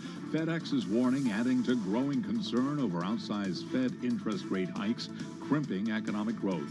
FedEx shares plunging today by 22.2%. The Dow down 318, down 1%. S&P down 54, down 1.4%. Nasdaq down 200, down 1.7%. Two-year yield 3.85%. 10-year yield 3.44%. Gold at $16.73 the ounce. That's a Bloomberg Business Flash. Kickoff to the close. Bloomberg's comprehensive cross-platform coverage, bringing you insight on what to watch ahead of the U.S. market close, starts right now. Good afternoon, everybody. Welcome to the Kickoff to the Close. I'm Carol Master along with Tim Stanovic, and we welcome in our television colleagues, Carolyn Hyde, Romaine Bostic, and Katie Greifeld, as we walk our audiences across TV, radio, and YouTube through what to watch as we head toward that closing bell. Wrapping up quite a week, but let's take a look at what we're seeing in terms of stocks overall. Again, we're adding on to those losses of the week. It's been a rough one, the worst week since that sell-off back in mid-June. FedEx certainly weighing on it, but really investor worries about what the Fed does and continued rate increases that will potentially really bring down economic growth. So what does that mean? We're down 1.5% on the S&P 500, just off our lows. Same story for the Dow Jones, just off its worst levels, but still a decline of about 1%. NASDAQ, the biggest hit on a percentage basis among those major equity averages. They are down 1.8%, but really, actually, forgive me, the small caps really feeling it the most. Some concerns about, of course, that U.S. economic growth. And Katie, that's why overall we're down 2.4% on that average. And of course, Carol, we're all about the corporate warnings from corporate America about the state of the economy right now. That's what we're going to be talking about. So we have to start with FedEx. Really the story of the day, that dropping after the bell yesterday. FedEx pre-announcing their results, and they weren't good. But what was worse was that they pulled their full year guidance. If you look at what that's doing to the share price right now, absolutely decimating it, down 22%. That is the worst drop since the 80s or so. And the reverberations, I mean, we've been seeing across the market, not only, of course, with a lot of the shippers, you know, the trucking companies, as well as UPS, one of its primary competitors, but of course, in that retail space, including, of course, with Amazon. And also, I thought it was interesting, guys, we actually saw a huge downdraft today in a lot of the people that make those like cardboard boxes and stuff, the International Papers, WestRock's of the world, actually getting decimated today on the idea that maybe consumer spending has taken a significant downturn. All right, so with FedEx pulling its earnings forecast, we've been hearing from other companies that really are making investors a bit worried. It does feel like momentum is building when it comes to the corporate financial outlook and perhaps some momentum to rethink valuations once again. Weighing in on all of that, BlackRock's Gargi Chattery. Here's what she had to say. This is going to be a quarter where we probably are going to see a little bit of those revisions lower come through. If we think about what we have so far, we're still looking at earnings growth at, call it 5%. And I think it's fair to expect to see some revisions, re-rated lower. And that's probably still to be priced by the equity market. We haven't seen that yet. So unfortunately, more pain for the equity market in the months ahead. And that is Gargi Chattery over at BlackRock. And this is one of the big things, Katie, one of the conversations we continue to have. What is the correct valuation on the equity trade when it comes to the outlook? It's hard to figure it out right now. And that's why we see the swings. It was interesting to listen to that because we saw something similar from Bank of America this morning, putting out a note saying that the inflation shock isn't over. You are going to see an earnings recession that'll probably drive stocks lower. A lot of bearish sounds. Oh, let's keep on these bearish sounds. I hate to be Debbie Downer. You're the optimist with me. Oh, no, this is the theme, and it is a painful one. And actually, we were hearing it building. Before we got FedEx, we had not one, not two, but three of the key steel producers, key metal companies here in the US, really just shining a light on the worries they have in terms of supply chain snarls still here. Demand being, of course, the key issue, and of course, the inflationary pressures that they too feel. At the moment, US Steel, Alcoa, Nucor, look at that. Over the last few days, down basically 20% all told in terms of their overall market moves. Nucor sounded the alarm first, talking really about the warnings coming in this particular part of the industry group, and then this swiftly, over the next 24 hours, we heard from the other two key players as well, Tim. Yeah, and you know what, Caroline, it's interesting because we're also seeing this when it comes to GE right now. And it's not just the metal makers who are warning or sounding the alarm, or FedEx. It's GE as well. I mean, GE shares are down close to 5% as we speak. The company's CFO warning late yesterday that supply chain challenges are weighing on its third quarter performance. The company having a hard time delivering things like jet engines. It's having a difficult time getting parts from suppliers. So the shipments are getting pushed further on GE's delivery timeline. That has a negative impact when it comes to profit. It also affects companies like Boeing as well, because if Boeing wants to build its 737 MAX, then it has to wait longer to get these jet engines, so it has reverberations throughout the supply chain. And it's not just the jet engines that are having problems. It's GE's healthcare division as well, and more. And look at this, GE down year to date more than 30%, so underperforming the S&P 500. Bellwethers, and I feel like we started this week all talking about the Business Roundtable, the CEOs all getting more negative. No wonder they are at the moment, Romain. Yeah, and take a look at some of the retailers out there. Kohl's, of course, which you know has been having a lot of problems here, actually getting its credit rating over at S&P cut down to junk here. Although the outlook is stable, I want you to take a look at this chart for our TV audience, which gives you a sense here of the company's inventory to sales ratio, a key measure of what they have on the books and what they're actually being able to sell. Right now, around 56. The average over the last decade or so is around 31. So very elevated, and more importantly, a lot more elevated than its competitors here. This is going to be a big issue as we head into the holiday shopping season as to whether these inventory levels can actually be right-sized, whether people are going to buy that stuff or they're going to be left holding the bag. Important point, but remember when we talk the retail industry, some retailers do well, some don't. And I think about, Walmart warning and then Target coming out and being more optimistic. I know Quincy Crosby was putting out a note, and she's kind of waiting for UPS to come out and say, wait, maybe things aren't so bad, to kind of counter what we're hearing from FedEx. Well, we haven't seen that yet, have we? No. The day is young. But the point is, we see this back and forth. All right, guys, we're going to continue our conversation. We're back at 3 with the countdown to the close, and of course, counting you down with Beyond the Bell at 4 p.m. Wall Street time. You're listening to Bloomberg Business Week with Carol Masser and Bloomberg Quick Takes Tim Stenovic on Bloomberg Radio. All right, folks, it is 2:24 on Wall Street, and what you... I was looking for some good news, and I can't find it. But you have some for 3 o'clock. I do. But it's hard to find, somewhere to run today. I mean, this is the tricky part that the Fed is, if they overdo it, and they often can get it wrong, especially when you're getting into turns of cycles. And, I think about what Vince says, that the Fed will be cutting rates. But if that starts to happen, does that provide enough momentum to stave off a really tough recession? That's the question. That's the question. Yeah. All right. You are listening to Bloomberg Radio.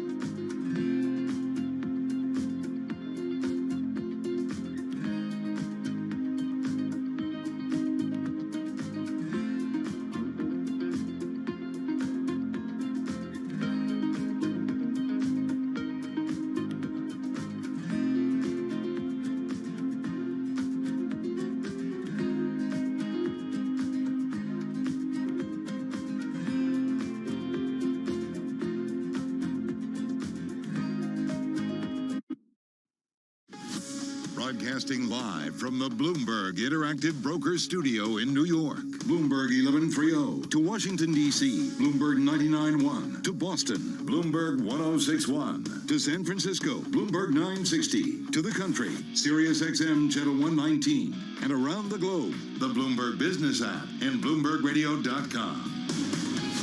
This is Bloomberg Business Week. All right, everybody.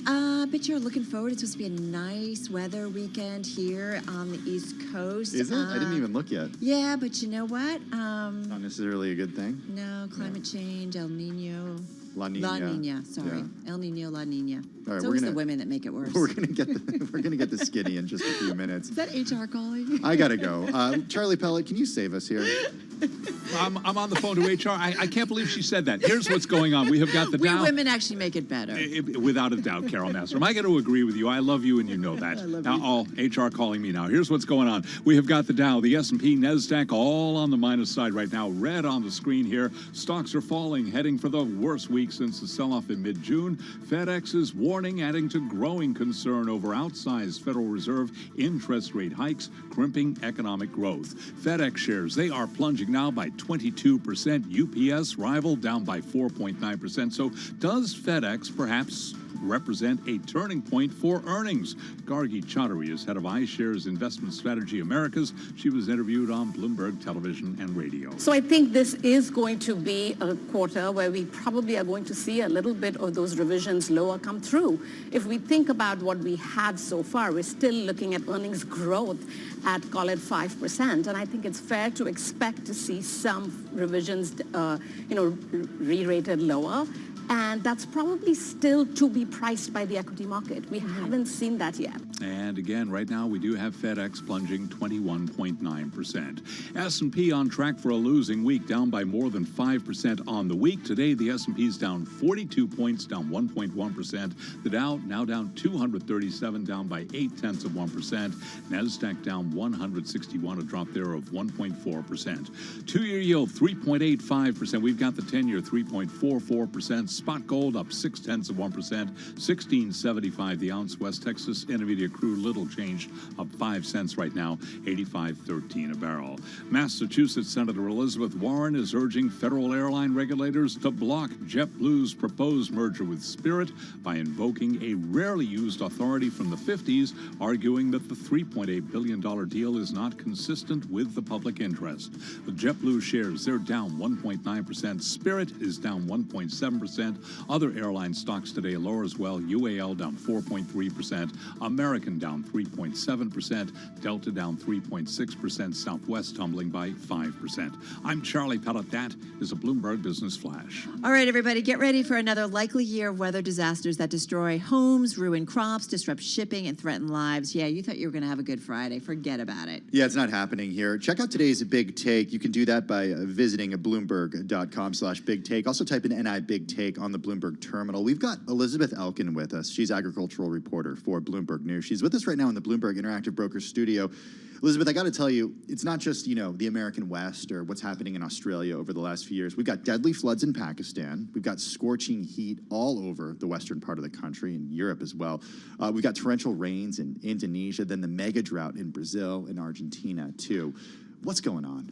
Yeah, absolutely, absolutely. So La Nina has been the driver behind weather disasters since like mid-2020, and it's all but guaranteed that we're going to see another year of La Nina at this point. Now, 3 years of La Nina in a row has only happened like twice since 1950, and the last time started in 1998, so it's like really rare. And by the time 2023 finishes, the world could see $1 trillion in weather disaster damages for these 3 years of La Nina. So is La Nina getting worse? Like you just said, it doesn't happen a lot, but we keep talking about that the warming of the planet just makes what we're seeing in terms of climate imbalances and the impact on our world, it's gotten even worse as a result. Absolutely, yeah. So I would describe it as La Nina is like the driver behind all of this weather chaos, but climate change just magnifies everything. So like for me, I'm a football fan. If I were to give it a sports analogy, right? La Nina is like setting the rules of the game. It's like how you play. And then climate change is like if you put in the best quarterback ever and you just watch that guy hurl the ball down the field, right? Yeah. That's climate change. What's the atmospheric phenomenon behind La Nina? Like, how does it work? So I think the atmospheric phenomenon behind La Nina it ends up making it so that the ocean is just a little bit cooler, right? It's just a little bit cooler. And that tiny little bit can just cause all of these massive weather disasters. Well, and I think about, right, when we have crazy storms, like in our world, like when there's a real hot and then you get hit by a cold front, like it's the extremes that just magnify everything, whether it's lots of rains or an extreme drought. Absolutely, absolutely. And then, you end up with things like, the drought out west, but also like the deadly floods in Pakistan, like we were talking about. I know for me, like, I love coffee, right? And so, like, problems growing coffee in places like Brazil, that's like super inflationary. Talk to us about this, because agriculture, right? We always think about the old economy, who cares about it? But like, just like with the rails, we gotta eat. Just with the rail strikes, we realized getting stuff around, which seems so old economy, it's important. It's how the economy keeps things moving. Ag, like it's so crucial in so many different ways. What are you hearing as you report on this on a daily basis, and then as it relates to climate change? Yeah, absolutely, absolutely. I mean, when I talk to farmers, you hear stories about like almond farmers literally ripping out their trees because it's so dry, right? And they just don't have enough rain year after year, which is a real problem for people who like want to eat almonds, or the things that almond goes into, like almond milk and all of that. Like that's going to be a real problem. I cover dairy, so talking to dairy farmers are talking about whether they can even do what they do in places like California anymore over the next decades or however long. That's pretty remarkable to think about. I mean, California is, it's the agricultural center of the United States. It provides so much produce to the rest of the country. What does that mean for all of us Americans? Yeah, it is very, very inflationary. I mean, as it becomes more expensive to grow things, to grow fruits, to grow vegetables, to grow everything else, it just spins down the supply chain, right? So it becomes more expensive for you to buy it. And in the long term, there could be issues of like, can we even grow things in California the way that we have been? And you talk about fruits and veggies, but it's also like dairy. I mean, California is our #1 dairy state. Right. It's like a lot of what we grow comes out of this one area that has so many problems for us. But as you guys started, I think Tim, you pointed out, I mean, it's a global problem. So whether it's the flooding in Pakistan or, incredible droughts in South America, I mean, we are seeing this globally, these extremes. And while it's felt like a really, really rough year, it sounds like, get ready for more to come. So important and so much a sign of our times. Elizabeth, thank you so much. Really appreciate it. Thank you. Elizabeth Elkin, ag reporter here at Bloomberg News, joining us in our interactive broker studio. This is our Bloomberg Big Take today. Yeah, check it out. NI Big Take on the Bloomberg Terminal and also at Bloomberg.com/Big Take. Let's get to world and national news. Nancy Lyons is in Washington, D.C. Hey, Nance. Thanks, Tim. A mass grave in the Ukrainian city of Izium appears to mark the latest atrocity uncovered by the retreat of Russian forces. White House spokesman John Kirby spoke about it today. And it's horrifying. It's repugnant.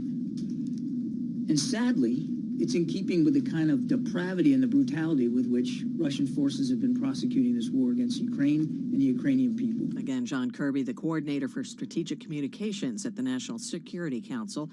There is now a new concern about COVID-19. As Bloomberg's Nathan Hager reports, it could put seniors at greater risk of developing Alzheimer's disease. Researchers at Case Western University School of Medicine looked at the health records of more than 6 million Americans over the age of 65 who had recovered from COVID. They found for every 1,000 seniors with the virus, 7 will be diagnosed with Alzheimer's within a year. That compares to 5 per 1,000 for non-COVID seniors.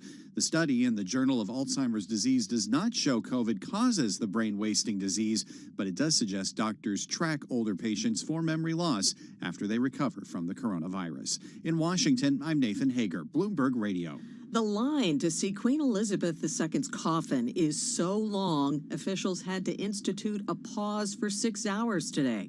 These women, though, are not giving up yet. Queue to get into the Absolutely. queue. Yes, it seems that way. We're still smiling. The wait for those in the line is now more than 24 hours. Tonight, members of the royal family, including Prince William and Prince Harry, will be standing vigil around the flag-draped coffin. Global news 24 hours a day, on air and on Bloomberg Quick Take, powered by more than 2,700 journalists and analysts in more than 120 countries. All right, Nance, thank you so much. Carol Masser, along with Tim Stenovic, live in our Bloomberg Interactive Broker studio. Can we actually tell people what we were just doing? Yeah, I think we can. Should we not? We should. Okay, we were just looking at the, El Nino video by... Chris Farley, Saturday Night Live, the 1990s. Yeah. I'm a Californian, and we had El Nino in the late 1990s there. And, you know, in New York, they poke some fun at it, and that's just a classic Chris Farley skit. This is what we do, guys, after we do a serious news story. This is how your brain works. I know. I was the one who brought it up. I'm sorry. Hey, let's talk a little bit about what's going on with Apple. Shares are down about 1.5% today. The new iPhone is available in stores as of now. Really interesting article from Ian King about this. Are you going to get a new phone? No, I got the 13 Pro or whatever it is last year. Because so this is the new cycle, right? So we won't see another This is the new cycle, but you know, much has been made about the fact that Apple's iPhone 14 lineup starts at $799, which is the same price it started at last year. So everyone's like, oh, you know, they're not raising the prices. But what you're getting for that phone is actually not the newest chip. The $799 phone uses Apple's A15 chip, which is in my, old phone from all the way back in 2021. You're not getting the latest and greatest then. You're not getting the latest and greatest. So Apple is pay up for that, right? Exactly. They're so smart when they do this stuff. They just know how to get people to pay up. I always get the Pro models. First of all, because I love the big screens, and I'm increasingly going bigger and bigger. Pro Max is what you got your eye I go for on. as big as it is because I do so much on my phone. It's like a mini computer. So the iPhone 14 lineup reserves the best features for that high-end Pro models. They're costing at least $1,000. Based on pre-order data, the strategy is already working with consumers, in other words, who've turned to the most expensive new iPhone into the most popular version. So people are paying up. They're going for the bigger, the best and the greatest, if you will. Yeah, these are higher And margin most for expensive. Apple. It's really important. And this is the most important product that Apple makes. It accounts for more than 52% of the company's overall revenue, but it also drives purchases of really important other things like, wearable technology. I'm talking AirPods here. Yeah, interesting. Amid our concerns about the outlook, and then people are really paying up for the high-end iPhone model. This is Bloomberg Radio.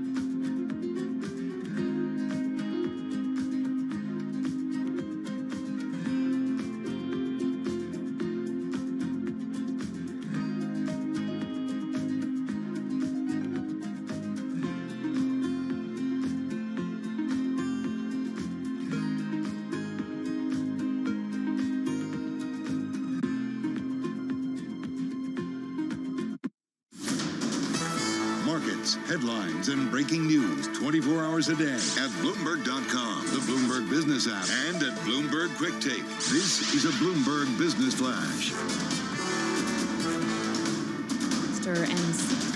From Bloomberg World Headquarters, I'm Charlie Pellet. Just about an hour, 13 minutes to go ahead of the closing bell. We are on track for the worst week since the sell-off in mid-June. FedEx is warning, adding to growing concern over outsized Federal Reserve interest rate hikes, crimping economic growth.